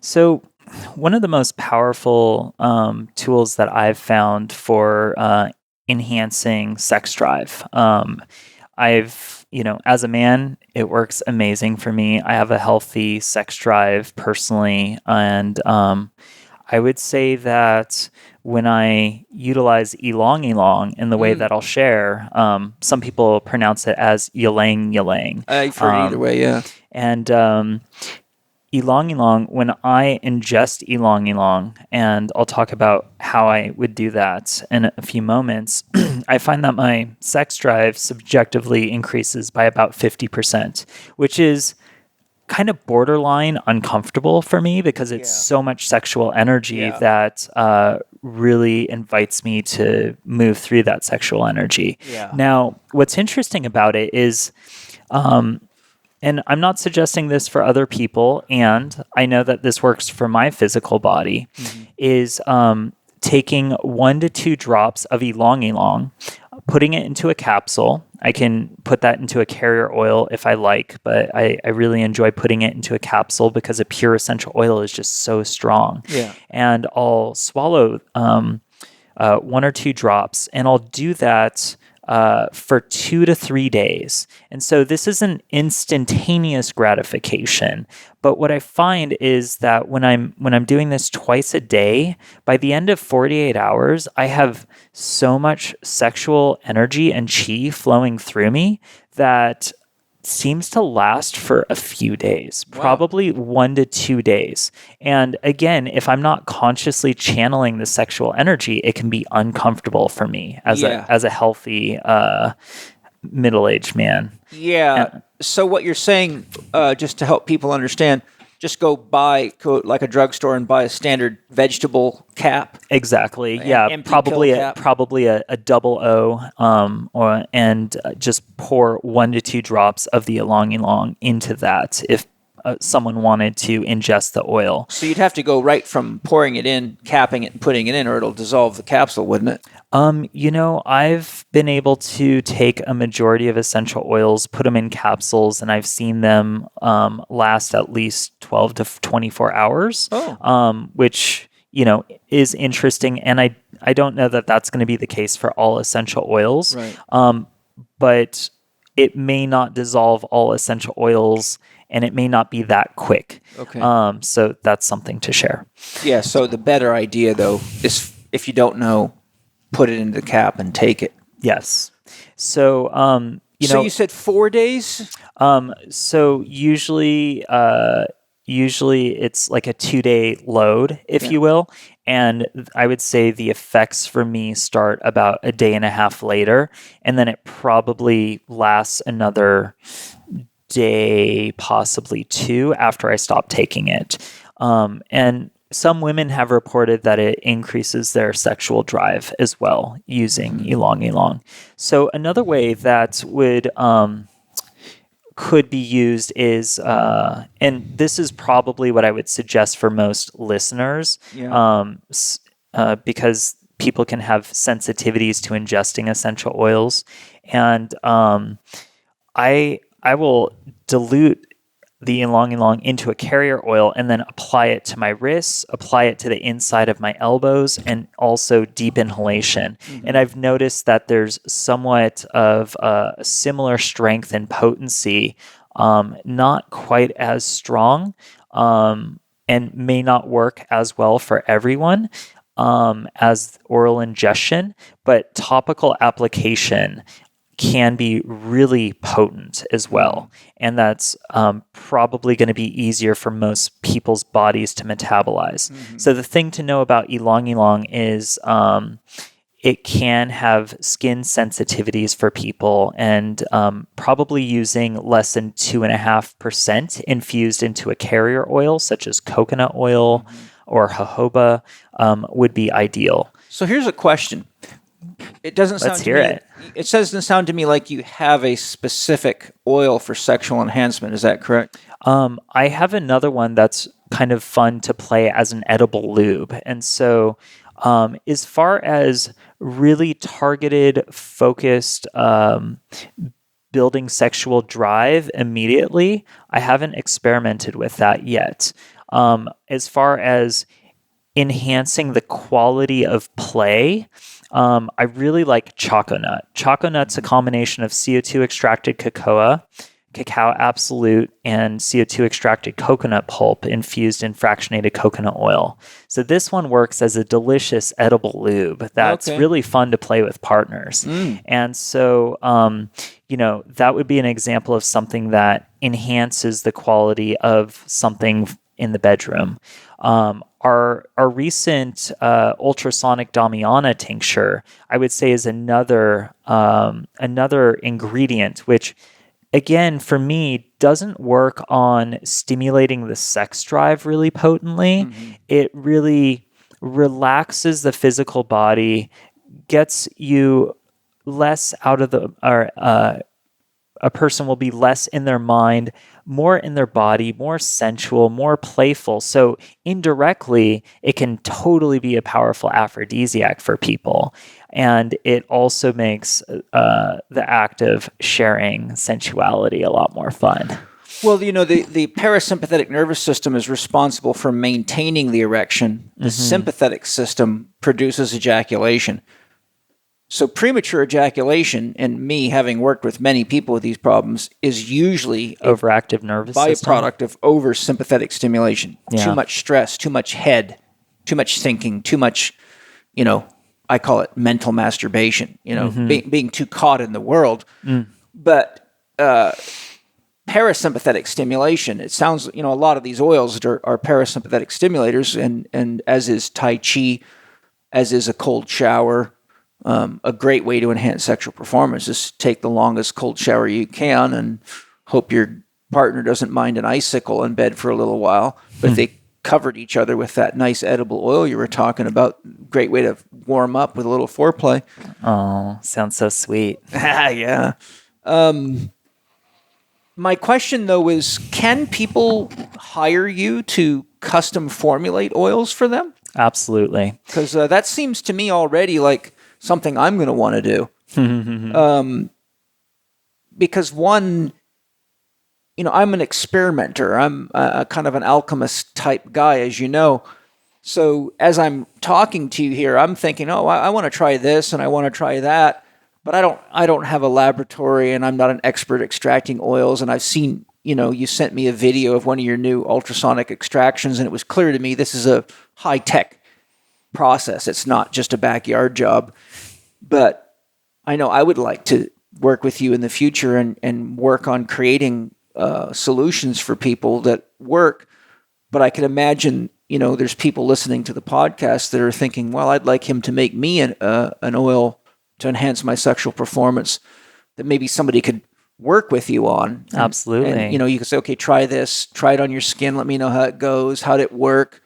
I got about 20% improvement. Okay, let's increase more yalong.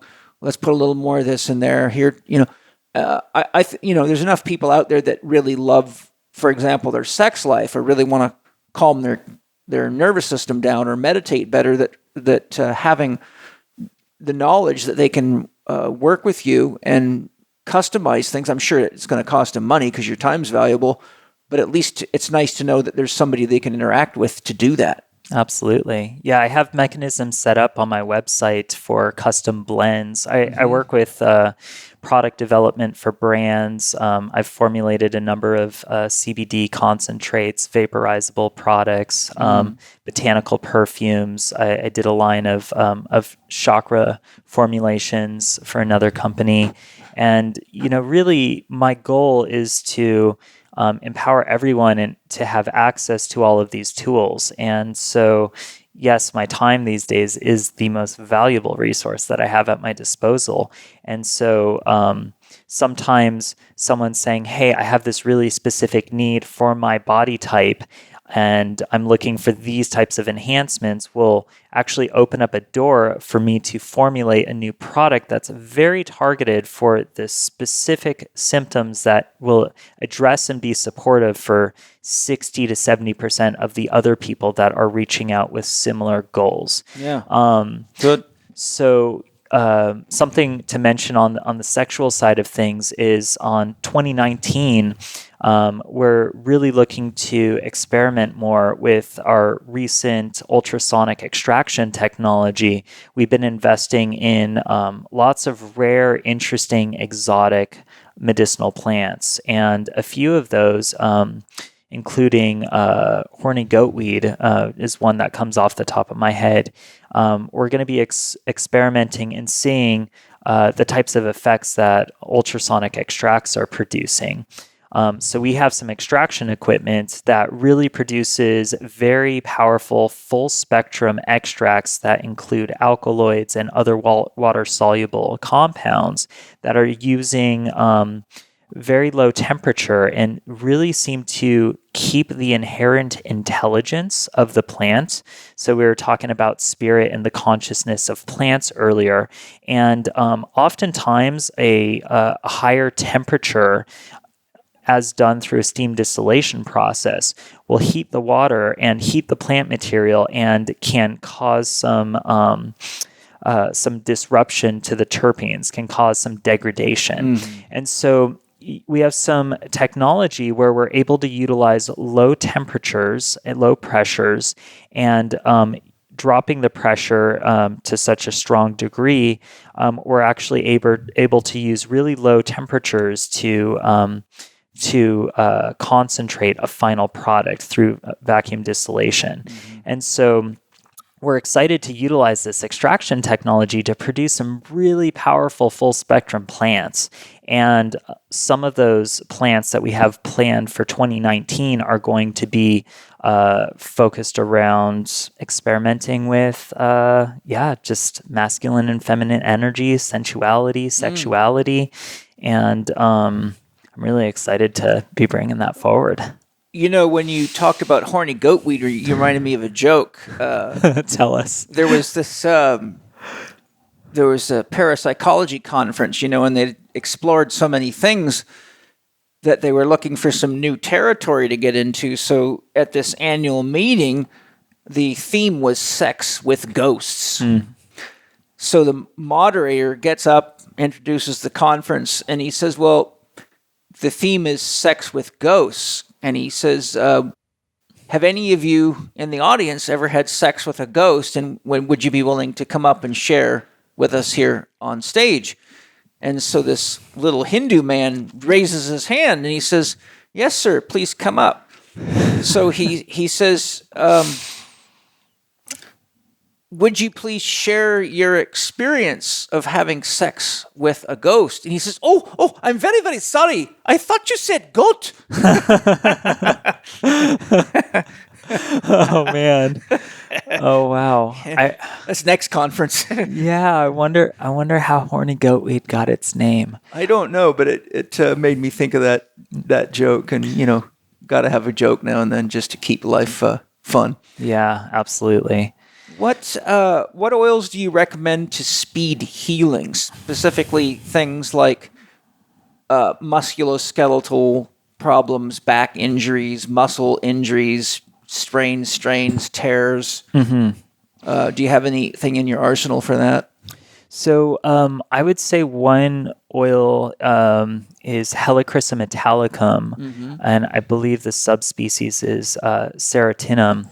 And this has a lot of clinical research, and there's some diketones found inside the helichrysum, and it's really regenerative. You can look online and see various case reports of people writing about utilizing helichrysum for serious post-op surgery, for recovery of the skin, broken bones, wounds.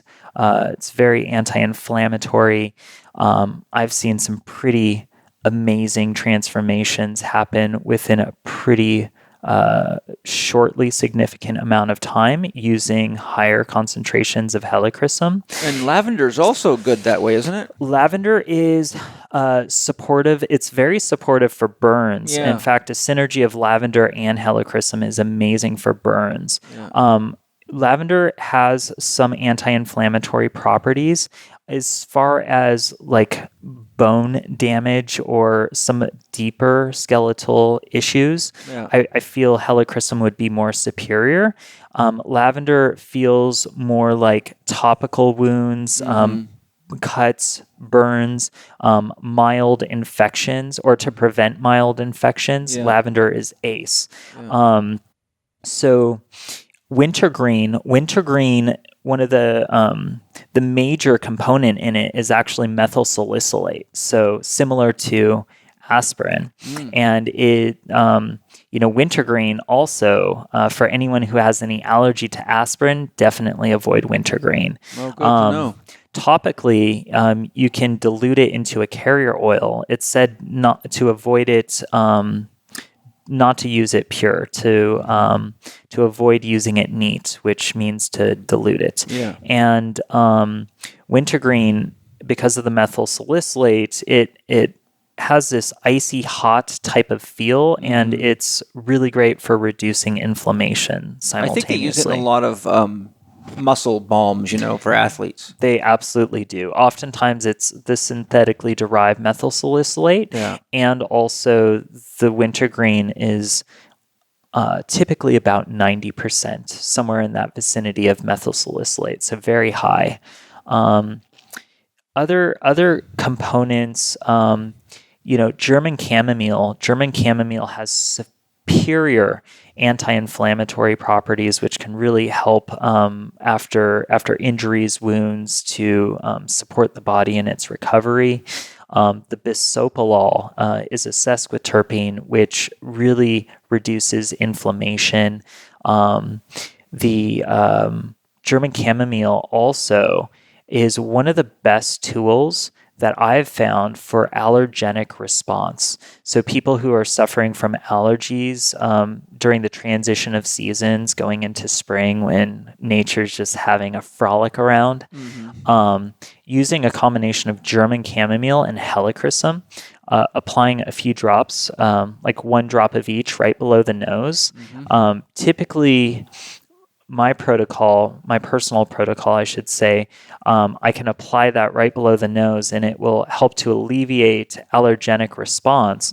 And concurrently, it's really supportive for adapting into a new environment. So oftentimes, if I'm experiencing allergies, if I use German chamomile and helichrysum and allow the allergenic response for about 1 to 2 weeks, it goes away. No need for Zyrtec. It just, the body adapts to it. And then, so the helichrysum German chamomile is a real powerful tool for helping the body soothe the symptoms, which are aggravating the system, and really supports the integration of the new pollens in the air. One of the things that, as a guy who's owned a physical therapy clinic and worked in rehabilitation for a very long time, that is a common problem people have, is dealing with the negative effects of scar tissue formation. I've seen a lot of women, for example, get visceral adhesions and have abdominal wall disorders and pelvic floor disorders after C-sections. And the scars can be very debilitating. Many cases I've found, for example, of people that have had arthroscopic surgery on their knee, the scar, as it matures, scar binds, it pulls together. And it contracts as it matures to pull the wound together like a zipper almost.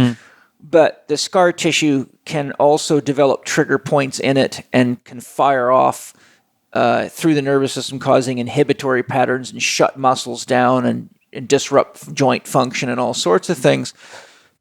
And I've used essential oils many, many times with a lot of patients over the years, especially with people that are fairly recently wounded or post-surgical. Yes. I found the oils work better if you apply them sooner. Yes, I've seen that as well. What oils would you recommend for people that need to enhance the quality of wound healing, and or maybe even working with an old scar that they want to soften? For example, a lot of body workers deal with problematic scars. Yeah. I see that. Yeah. It looks like a motorcycle fall or something. Yep, over a bike. And there you go. See a bicycle. I was close. Yeah, good call. I've had a few. Yeah. So, for this scar, I really used helichrysum probably 10 years after. And it's quite soft looking. Yeah, it's really reduced the red that used to be present in the scar. Helichrysum, I would say, is going to be the most superior cicatrant to help to break down the scar tissue and to really repair the integrity of the skin. Hawaiian or sandalwood in general has a lot of anti-inflammatory properties. It's great for softening the skin, and I've seen Hawaiian sandalwood specifically do really well for scars specifically. Yeah. I have a formulation that I actually created to target wounds that I call Alleviate. And Alleviate, it's one of my newer formulas. I remember some of the ingredients. It's got rose, helichrysum, copaiba, St. John's wort, CO2 extracted turmeric. I said helichrysum already. So it has some superior wound healing ingredients that also help to reduce some of the scarring. Yeah, good. So yeah, that would probably, I would say helichrysum and Alleviate would be my go-to. So, I'm sure a lot of people are getting pretty excited about all these oils, and you are offering a 10% discount for the listeners on the podcast. Is that correct? Absolutely. So Penny will be sharing the code. If you haven't already heard it at the beginning, it will be coming at the end. So you do get a discount on Dr. Nick's very, very high quality oils, and that's why I'm sharing you with him, because I love his oils. How about improving respiratory function, i.e. decreasing congestion, or people with asthma or any kind of need to aid respiration? I know I've used various oils with my vaporizing. Yeah. And found experimenting with some of the oils that are good for respiration that you have to be very careful with, because even one drop on some herbs can blow your mind. It's so strong. Absolutely. So what I do is I just take the tip of a plant, like a little bit of tobacco or a leaf of a plant that I'm vaporizing, and just touch it to the oil. And that's usually just right for like a typical volcano bag. Or That's genius. Yeah. Yeah, I've been experimenting with all sorts of stuff. That's why I want to work with you to create we're going to create some magic products for you guys. But what are your tips on respiration? That you sell, that people can come right to you and get a hold of? Yeah. So our Respire formula is magic. Magic defined as something that stimulates the bronchioles in the lungs. It helps to reduce inflammation, and it has powerful antibacterial, antiviral properties.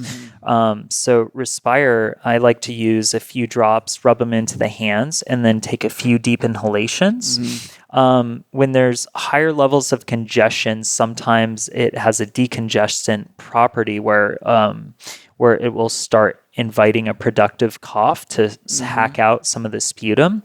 So people need to know that that's productive. It usually is productive with the Respire. It's also very cooling and soothing, and so it's a soft, productive support for the respiratory system. It's also really great for opening up the lungs. So athletes can really benefit from this, because it's can increase. I would perceive that it can increase people's capacity to take in more oxygen, just because it's cooling down the lungs. It reduces the inflammation. It's really refreshing. And Respire is a combination of eucalyptus, peppermint, Ravensara aromatica. It's got thyme linalool, black spruce, CO2 extracted frankincense carteri. It's got and also Leleshwa, which is African wild sage. And so Respire is a great one for the respiration. Eucalyptus, that's wonderful as a single oil. I use that in my sauna all the time. Yeah, it's it's antibacterial. It's great for opening up the lungs with its bronchodilatory effects, and great antiseptic as well. And a very common essential oil. I've heard some people use frankincense. Actually, inhaling frankincense because of the anti-inflammatory properties that it offers, as as an alternative to steroids for asthma.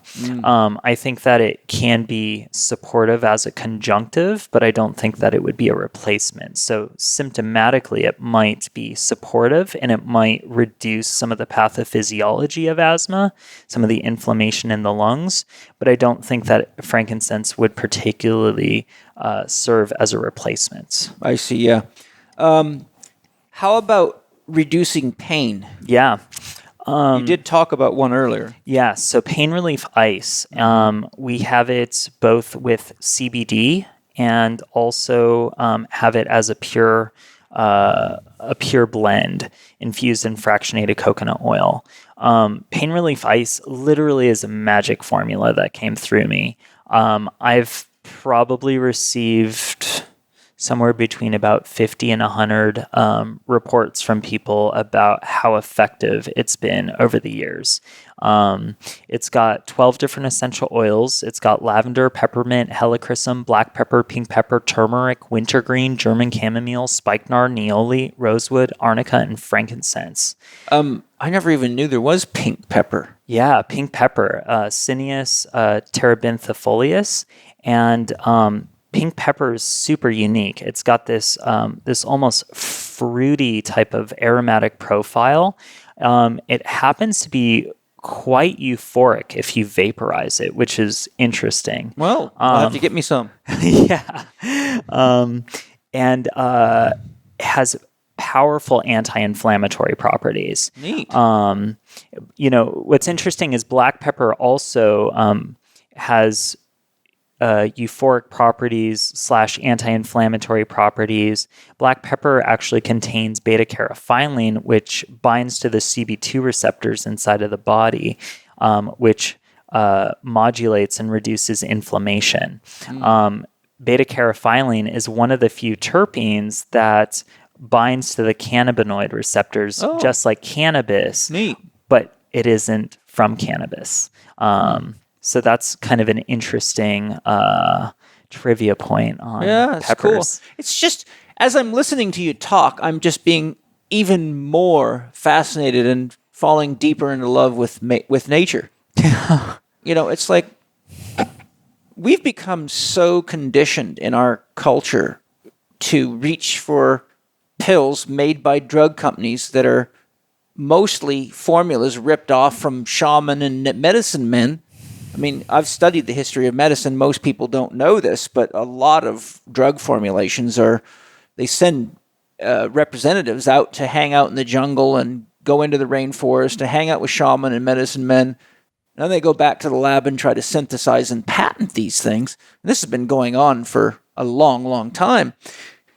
But like we were talking about earlier, a synthetic product does not have the complementary effects that you can only get from the wisdom of nature, who is the master chemist, clearly. Mm-hmm. So it's just lovely to hear the bouquet of options available to us through such amazing natural products. Mm-hmm. And a drop, what do these hold? Like 120 drops? Is that what's in there? So great question. A 5 ml bottle will hold approximately 150 bottles, 150 drops, and then 10 ml, 15 ml bottles, respectively, about 300, 450 drops. Okay. And so, for pain relief ice, for instance, if I'm covering my lower calf, I'm probably using somewhere around 3 or 4 drops, and I'm able to really coat the area thinly. Mm-hmm. And so 3 to 4 drops, a small bottle, that's, if we were to say 5 drops, that's like, what is that? 30 applications? So 5 times 30 for 5 mil, 150 drops. Yeah. Is that right? Yeah. So how much is that? Like in terms of dollars? Cost? We do that for $20. $20. Yeah. Okay, so there you go. You've got a lot of applications for $20, and it's probably not a toxic thing to the body. I mean, it's not like a drug that stresses your detox pathways. These are fairly synergistic with the body, in my experience. Yeah, especially topically. Yeah. People with compromised liver function likely want to avoid ingesting essential oils because that will create larger amounts going internally that need to be processed by the liver. Yeah. So that's one piece of information that I would say. Yeah. And oftentimes essential oils should be diluted because let me actually give the viewers this perspective on how powerful essential oils are. If you were to take 19 cups of peppermint tea and steep that for 15 minutes, you're going to have the same amount of active constituents of peppermint found in a single drop of peppermint essential oil. So 19 cups of peppermint tea steeped for 15 minutes is the same potency as one drop. One drop of peppermint essential oil. Yeah, that's a lot of potency. A lot of information, and can really, from my experience, I started off super experimental and ingesting a lot of essential oils, vaporizing them, putting them to beverages, foods. And as I continued to refine myself, what I discovered is that essential oils are really powerful and that less is more. Yeah. They have, I would almost describe it as if you're choosing to ingest a pure drop of essential oil, for instance, it's a lot of information. And if you were to not dilute it, especially, as soon as it touches the tongue or it goes into the body, it's going to cause this initial shock to the system that the body has to recalibrate from in order to say, oh, this is actually beneficial for these reasons. Send this here, send this here, send this there. And so what I found is that, especially if choosing to ingest essential oils, less is more. And be conscientious about why you would be ingesting essential oils, because oftentimes ingesting essential oils regularly is not it's not a desirable thing to do. Mm-hmm. Why are you using this oil? What other mechanisms can you use to apply the oil and use it, and what do you hope to gain from the oil? And so because essential oils are broken down by the liver, if ingested regularly at higher concentrations, it can cause stress to the body. So that's something that I would love to educate the listeners on. Yeah, I agree. And, an example I give my students in holistic lifestyle coach training is just to show them how you have to be careful even with vitamins, is that 5,000 milligrams of beta carotene takes 6 pounds of carrots to make comparatively. Wow. So when you look at, mega doses like bodybuilder Joe Weider, like mega dose packs and things, I started looking into this when I was young because I was using Joe Weider mega packs and all these different, things I was experimenting with. And I started having this interesting experience that my skin would start to burn when I was sweating. And I'm like, what in the world is doing this? Interesting. So I stopped taking the mega vitamins and it went away. And then I looked into various, vitamins. I think it's B5 that can cause the skin to burn. And it's niacin. Niacin flush. And it can cause the skin to feel like it's burning when you start sweating. Mm-hmm. But it's just, the point being is that we're in a more is better culture. Yes. And it's just not the case, especially when you're dealing with energy medicine. We learned all that, from homeopathics, where less is stronger, not weaker. Mm-hmm. And people are still having a hard time with that concept. But when you're dealing with essential oils that are very powerful, I mean, the less is more concept is quickly learned when you use oregano oil. Yeah, right. I had a very powerful experience, since we're talking about that. I was having, this is like maybe 15 years ago, I was having some jock itch.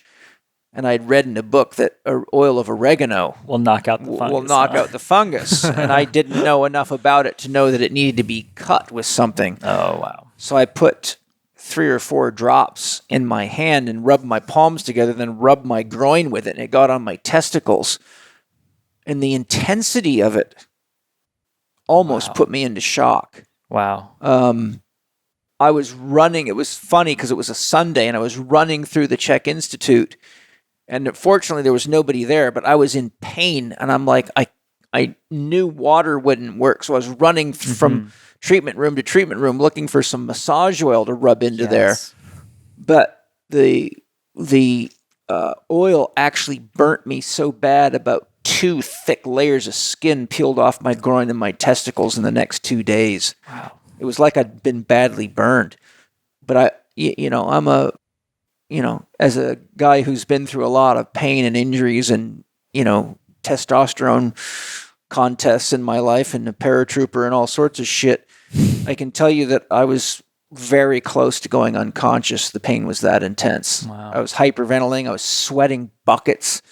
It literally felt like I was having my skin eaten off by fire ants or something. But moving to the next topic, just to keep us from getting too long here, one of the big problems out there is with women regulating their menstrual cycle. Have you got any oil suggestions to help women better regulate their menstrual cycle? Yeah, and I've actually had a lot of amazing feedback about the products. So I have a women's hormone formula, which utilizes our moon cycle formula, plus hemp higher in CBD. So our moon cycle combines lavender, sweet marjoram, clary sage, rose geranium, bergamot, blue yarrow, and fennel. And women have reported back to me by applying to their lower abdomen and on their wrist points and breathing it in, usually several days before, during, and after their menstrual cycle, that it really helps to stabilize their mood, reduce some of the spasms and the intense pain associated with the period, and really helps to soften that cycle. What's really important is those products should be avoided if a woman is pregnant, because there's some concern about potential for abortion. So definitely avoid the moon cycle, the women's hormone, and also our Kava Chill formulation if you are expecting a child. Okay. But the women's hormone formula and moon cycle, I've actually had women tell me, women who were taking pharmaceutical hormones from the period of 1 to 10 years, who hadn't had their cycle for extended periods of time, some of them even years. I had multiple women over the years tell me that from using the oil, each of the women who reported back to me said that within a month of regular use, they started they restarted their cycle. Oh, good.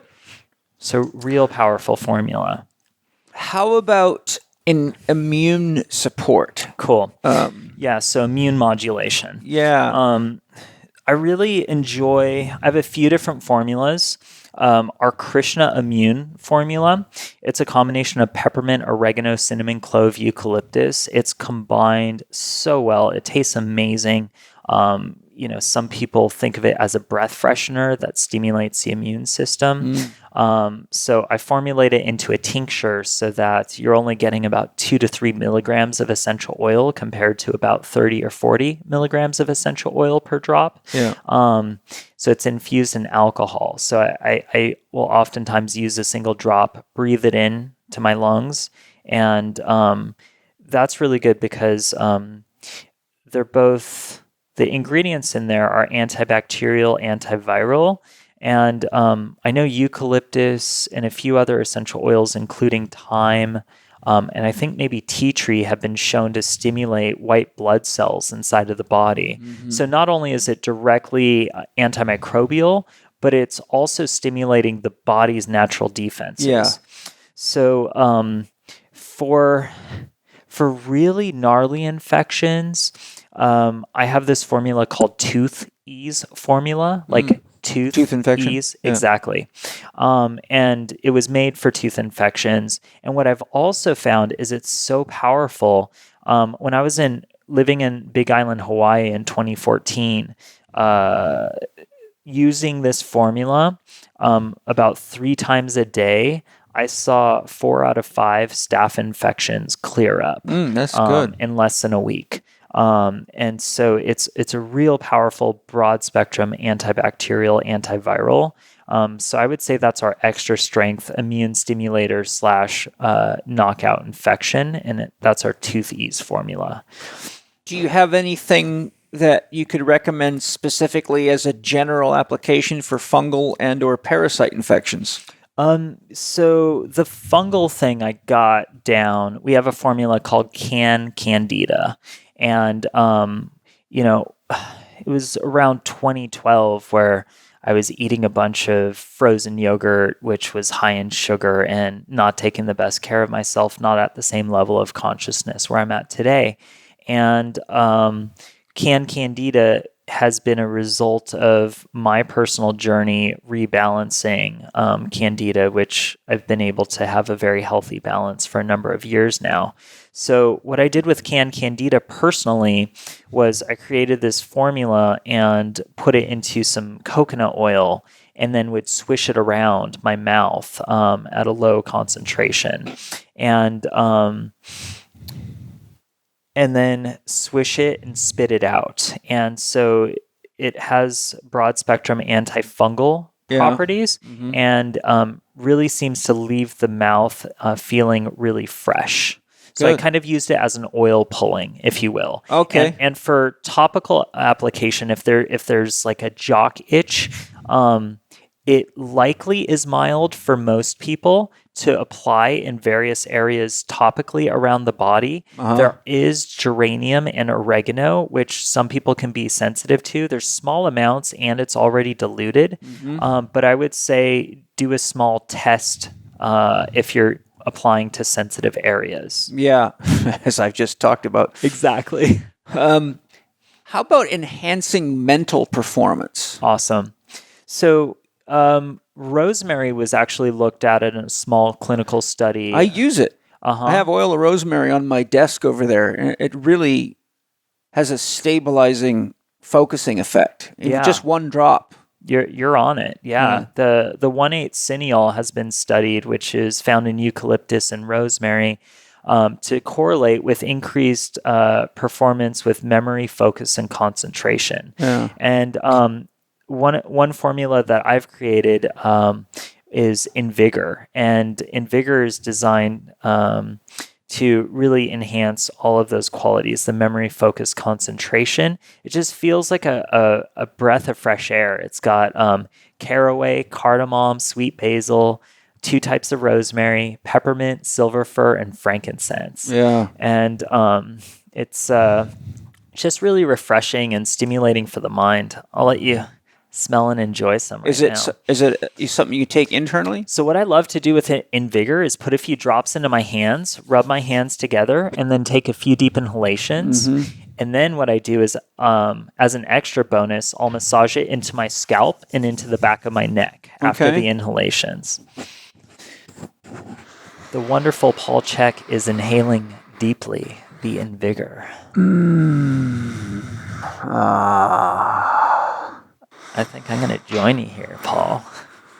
Oh, it smells damn good. It does clear your head right up. I mean, I was pretty clear, but I'm even clearer now. I actually feel like it's enhanced my vision. I see what you're talking about, man. It's good.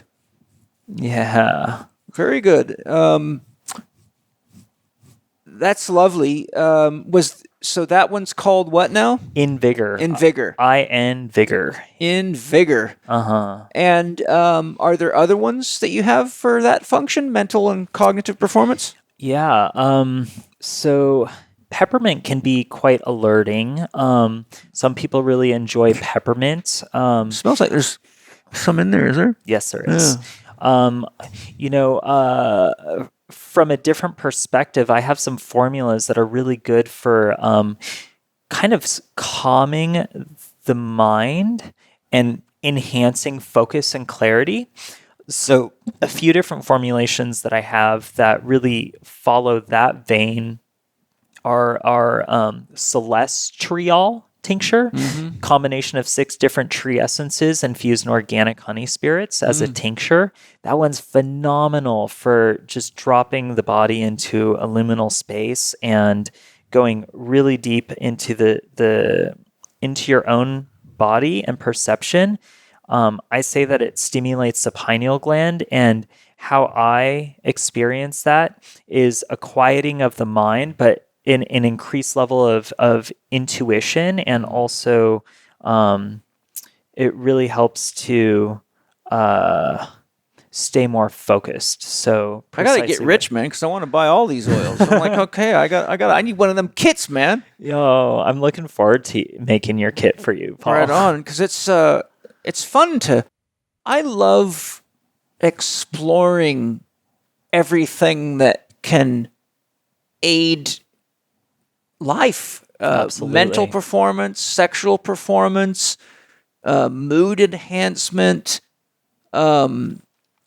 healing.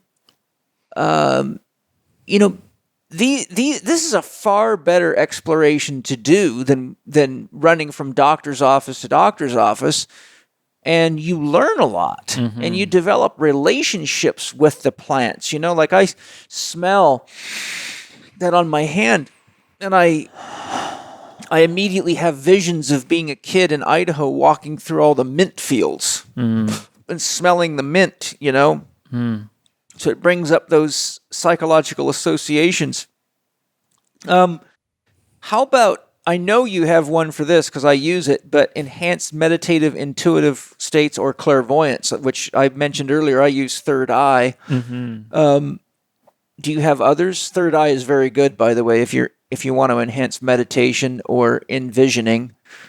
I don't know what's in it, but you can share that if you want. But cool. What are your options in that regard? Yeah, so third eye is Royal Hawaiian sandalwood, jasmine grandiflorum. It's got tulsi, cacao absolute, rosemary cineole. It has CO2 extracted frankincense cartieri. So it has some really high vibrational plant essences, and it's great and phenomenal for tapping into the meditative space. I also really enjoy our oil of elevation. It's a combination of Moroccan cedar and CO2 extracts of frankincense and myrrh. I like applying that to the bottom of my feet.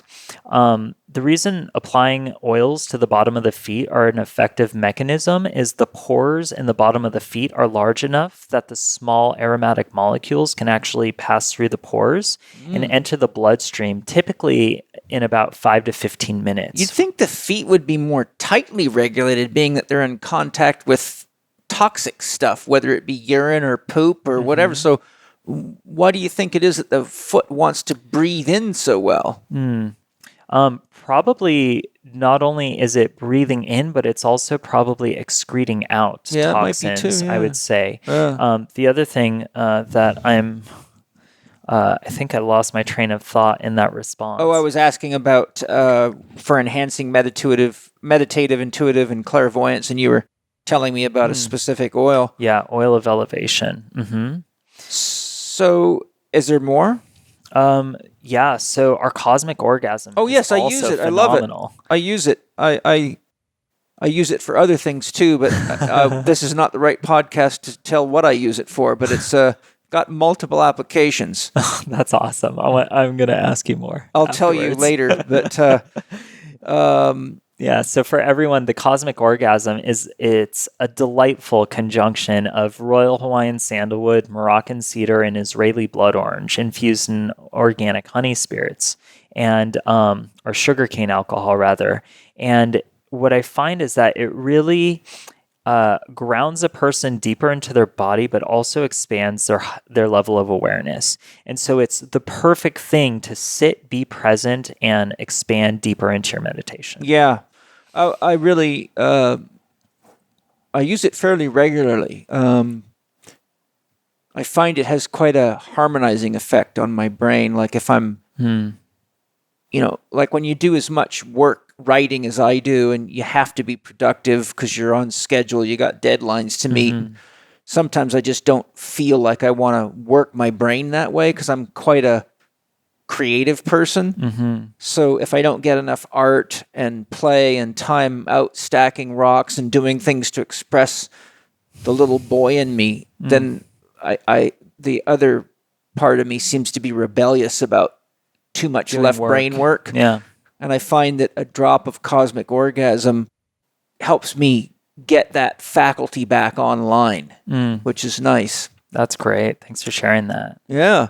The last two before we run out of time here is what are some... Well, there's two things. What are some good oils for just making your home or workspace smell beautiful? I mean, I use incense here.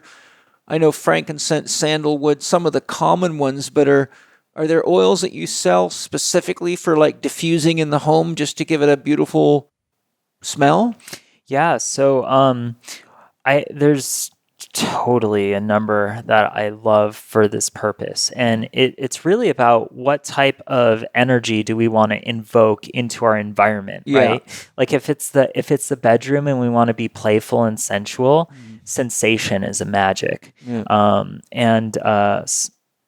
If I want something that's more balancing and calm, like the yoga vibe at the yoga studio, I would use my Trinity formula, which brings together rosemary, peppermint, and lavender. If I'm invoking a ceremonial space and cleansing the energies of the environment, I would choose to work with purity. Purity is a combination of CO2 extracted myrrh, Palo Santo, and white sage. I was thinking there must be Palo Santo in there for that one. Absolutely. Yeah, and I've used that type of oil or some similar oils many times to prepare people for medicine journeys. Smelling purity now. That's good, man. That's really good. That's very...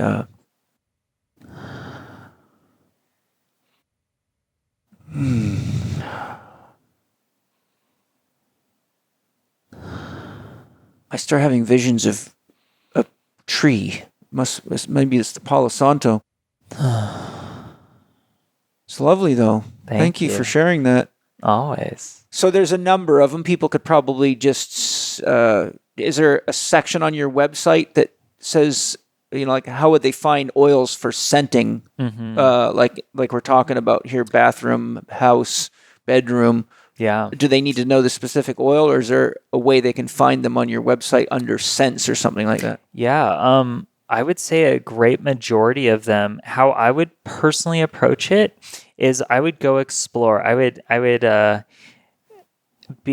create an intention to explore somewhere between 5 and 10, just reading the descriptions. Right. Just go onto the website, because most of the essential oils are going to be awesome for diffusing. And so you can tune in with the different energies and intentions that you may have and see which ones capture your intention. Right. And we have what I can say as a direction for people.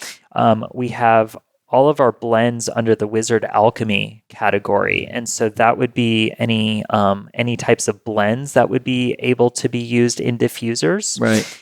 The other side of that is if you're going for a pure oil or a pure CO2 extract, just look under the essential oils category. And I would say 80 to 90% of those are going to be phenomenal for diffusing. Frankincense is always great for harmonizing the space, good for meditation. Lavender is really good for calming the mood of the environment. Tulsi is phenomenal for, I had some business owners said that they love diffusing Tulsi because it just refreshed their customers. It made them more alert and more excited. It's a great adaptogen too, isn't it? Tulsi is a phenomenal adaptogen, and in fact, in India, the culture grows Tulsi in the back of their house, oftentimes. and it's said to attract positive energies and repel negative spirits. I drink Tulsi tea all the time. I find it my body loves it. And for those of you that don't know what an adaptogen is, it's any herb that helps you, enhances your ability to handle stress. How about, do you have any odor eating oils for like stinky diapers or, smelly garbage cans or, like a new car, how it can stink? Do you sell something to help consume nasty odors? Yeah. So tea tree, eucalyptus, lemon, oregano, all of those are phenomenal. Pure oils. I actually I recently cleaned out a vehicle that had some mold due to some water in the carpets, and I made an essential oil blend, and I used my Candida formula, which was the antifungal formulation. So you can use that in the house for like carpets, floors, like houses that have too much water in them, whether it be from the water in the ground or flooding or things like that. Yeah. So the one thing that I'll mention about our blends that we use a carrier oil on, I like to be aware of not using those for certain fabrics, which can get stained. And so the pure Candida formula without any of the carrier oil would work awesome. Like putting it into a spray bottle with water and then squirting. How about, can you diffuse it? Yes, you can totally diffuse it. And what other? I really like Trinity for cleaning around the house. It's rosemary, peppermint, and lavender. Okay. The Respire works really nice for putting onto sponges and just kind of cleaning up countertops. Anything with clove. Clove is very antimicrobial. Oh, good. I didn't realize clove I knew it would take pain away. Yeah. Clove is a heavy hitter with the eugenol, and it's really quite antibacterial and antiviral. Good. Yeah. Well, my last question, although I have another page of questions, but I need to get home to my little guy, and I've been working a lot lately. And we've been going at it for a while. And I don't want to kill off the listeners, but we've had a great conversation, which I've really enjoyed. Yeah, man. My last question, which I really wanted to hear you answer before we call it quits today, is how does a person differentiate a high-quality essential oil from a typical oil or a lower-quality oil? Like, how would I know? What would I ask you to determine the difference between this and Young Living or any of the other various blends or brands out there, so I know what I'm really getting as far as, like, how do you know what's a Rolls Royce and what's a Yugo? Right. So think about scale. Yeah. One thing. It is there's not enough plant material producing enough pure essential oil, and adulteration is rampant on the essential oil market. And what do you mean by adulteration? Adulteration defined as cut with synthetic chemicals and or replaced by synthetic chemicals. So it's not actually what's on the label. Correct. Yeah. And unfortunately, that is a real big problem in the industry. And so, not all brands are created equal. You have to look at how large of an audience the, is being attended to. In larger corporations, if you have, a 4-ounce bottle of peppermint being distributed at a very large corporation around the world, that's a ridiculous amount of peppermint oil. And if it's going for $12 or $25 for that 4 ounce, I would really be curious about what is in that bottle of peppermint. Because that would be a lot of peppermint to make that bottle. A ridiculous amount, yeah. It's a lot of cups of tea. So, it's, I think, really important to get to know who's making our medicine. and to have a relationship with the supplier and the farmer and the people that are doing extractions. There's a number of different things that people can start assessing. Is it certified organic? Is it wild crafted?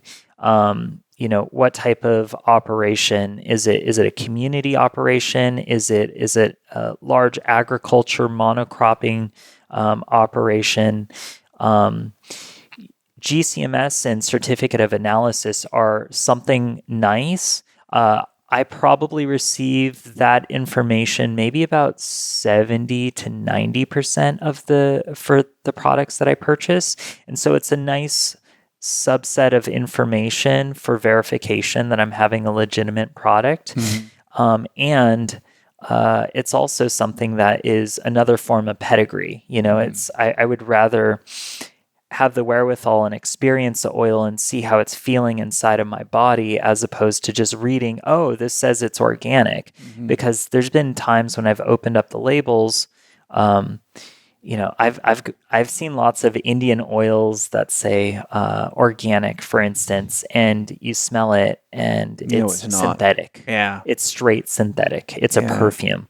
So, it's really difficult. So I think what we're doing is we're tuning our inner awareness. How does it feel when you're smelling it? Does it give you a headache? If it gives you a headache, you definitely don't want to keep working with it. No. Or at least I would choose not to keep working with it. Lots of synthetic molecules.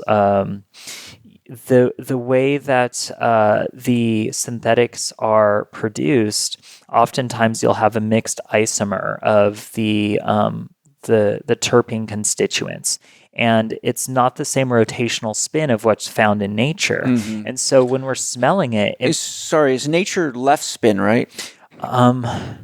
I'd have to reference it. I want to say it's right spin. Okay, I can't remember. I know left spin, or one of them is synthetic and the other one's natural. Yes. It's just, I know with vitamin E, for example, you can get left or right, and one of those is synthetic. I haven't thought about this in a long time. But that's an interesting concept. I think you can... most people are kind of clogged up, as you know. Yeah. One of the tests I do with my students to tell them whether or not they're energetically clogged up and they need to do some detox and some Tai Chi or some inner work to open themselves up is I give them 4 drops of Bach Rescue Remedy. And if they cannot feel that in their body, I know that they're energetically quite clogged up. Like if I put 4 drops of that stuff in my mouth, it's like, an energetic wave going through me that's very strong. It's like night. I could feel 1 drop half asleep, but I've had students that could drink a bottle of the stuff and they would think it was water. But point being is if they have enough sensory awareness, I think if you took a synthetic product next to an organic one and went from one to the other smelling it, it would be pretty obvious. Yeah. Yeah. And, I put a lot of effort and time into sourcing the highest quality oils that I'm able to find. And I then take them through different energetic tuning properties, and techniques of amplification. Such as your geometry work. Such as the geometry.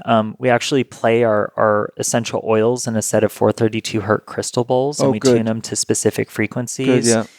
Lots of our blends, we actually extract ormus using Dead Sea salt and Celtic sea salt with fractionated coconut oil. So ormus stands for orbitally rearranged monoatomic elements. And how I would like to define this for our listeners to integrate why this might be important and helpful is that minerals conduct electricity and information. Yeah. And just as when we're drinking water that has some organic minerals in it, it's easier for the water to absorb into our blood plasma because we already have minerals and other solutes inside of our blood. Yeah. So what the ormus does not only is there a heightening of the energetic quality, let's just talk from a physical standpoint. We have now these really we have a mineral rich oil, which is going to increase the absorption of the oil and the constituents into the blood plasma. It's going to increase the solubility because it's recognizing the minerals are going to help to drive it deeper into the body. And so that's another example of ways that we like to take an amazing starting product and then vibrationally tune it with different geometries, with sound vibration, enhanced with ormus. We use intention, which can be a form of prayer or just really thinking and or feeling and emoting a particular vibration or happy thoughts for how people are going to be receiving. And that's the type of energy that we're taking our organic and wildcrafted essential oils through to produce what's in our final product and bottle. And so I invite people to take a deep whiff and experience our essential oils and compared to other essential oils. My goal is to provide the best essential oil products that I'm able to produce. And I'm not in competition with anyone. No, I feel that I agree. It seems to me that you're,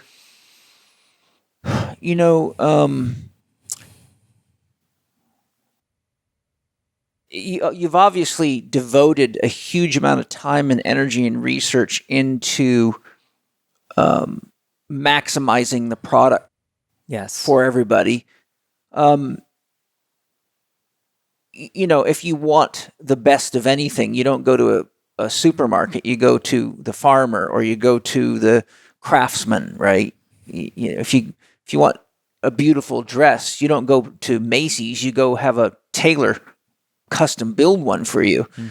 And the nice thing too is the quality of your oils is high, but the price is not as high as I would have expected for the amount of time and energy you're putting into this stuff. Thank you. One last thing maybe you can tell me briefly is the other difference between the quality of oils is how they're extracted. You use sonic extraction, and I saw an amazing video of you doing sonic extraction of the mugwort oil, and I'd never seen sonic extraction before, so that was very cool.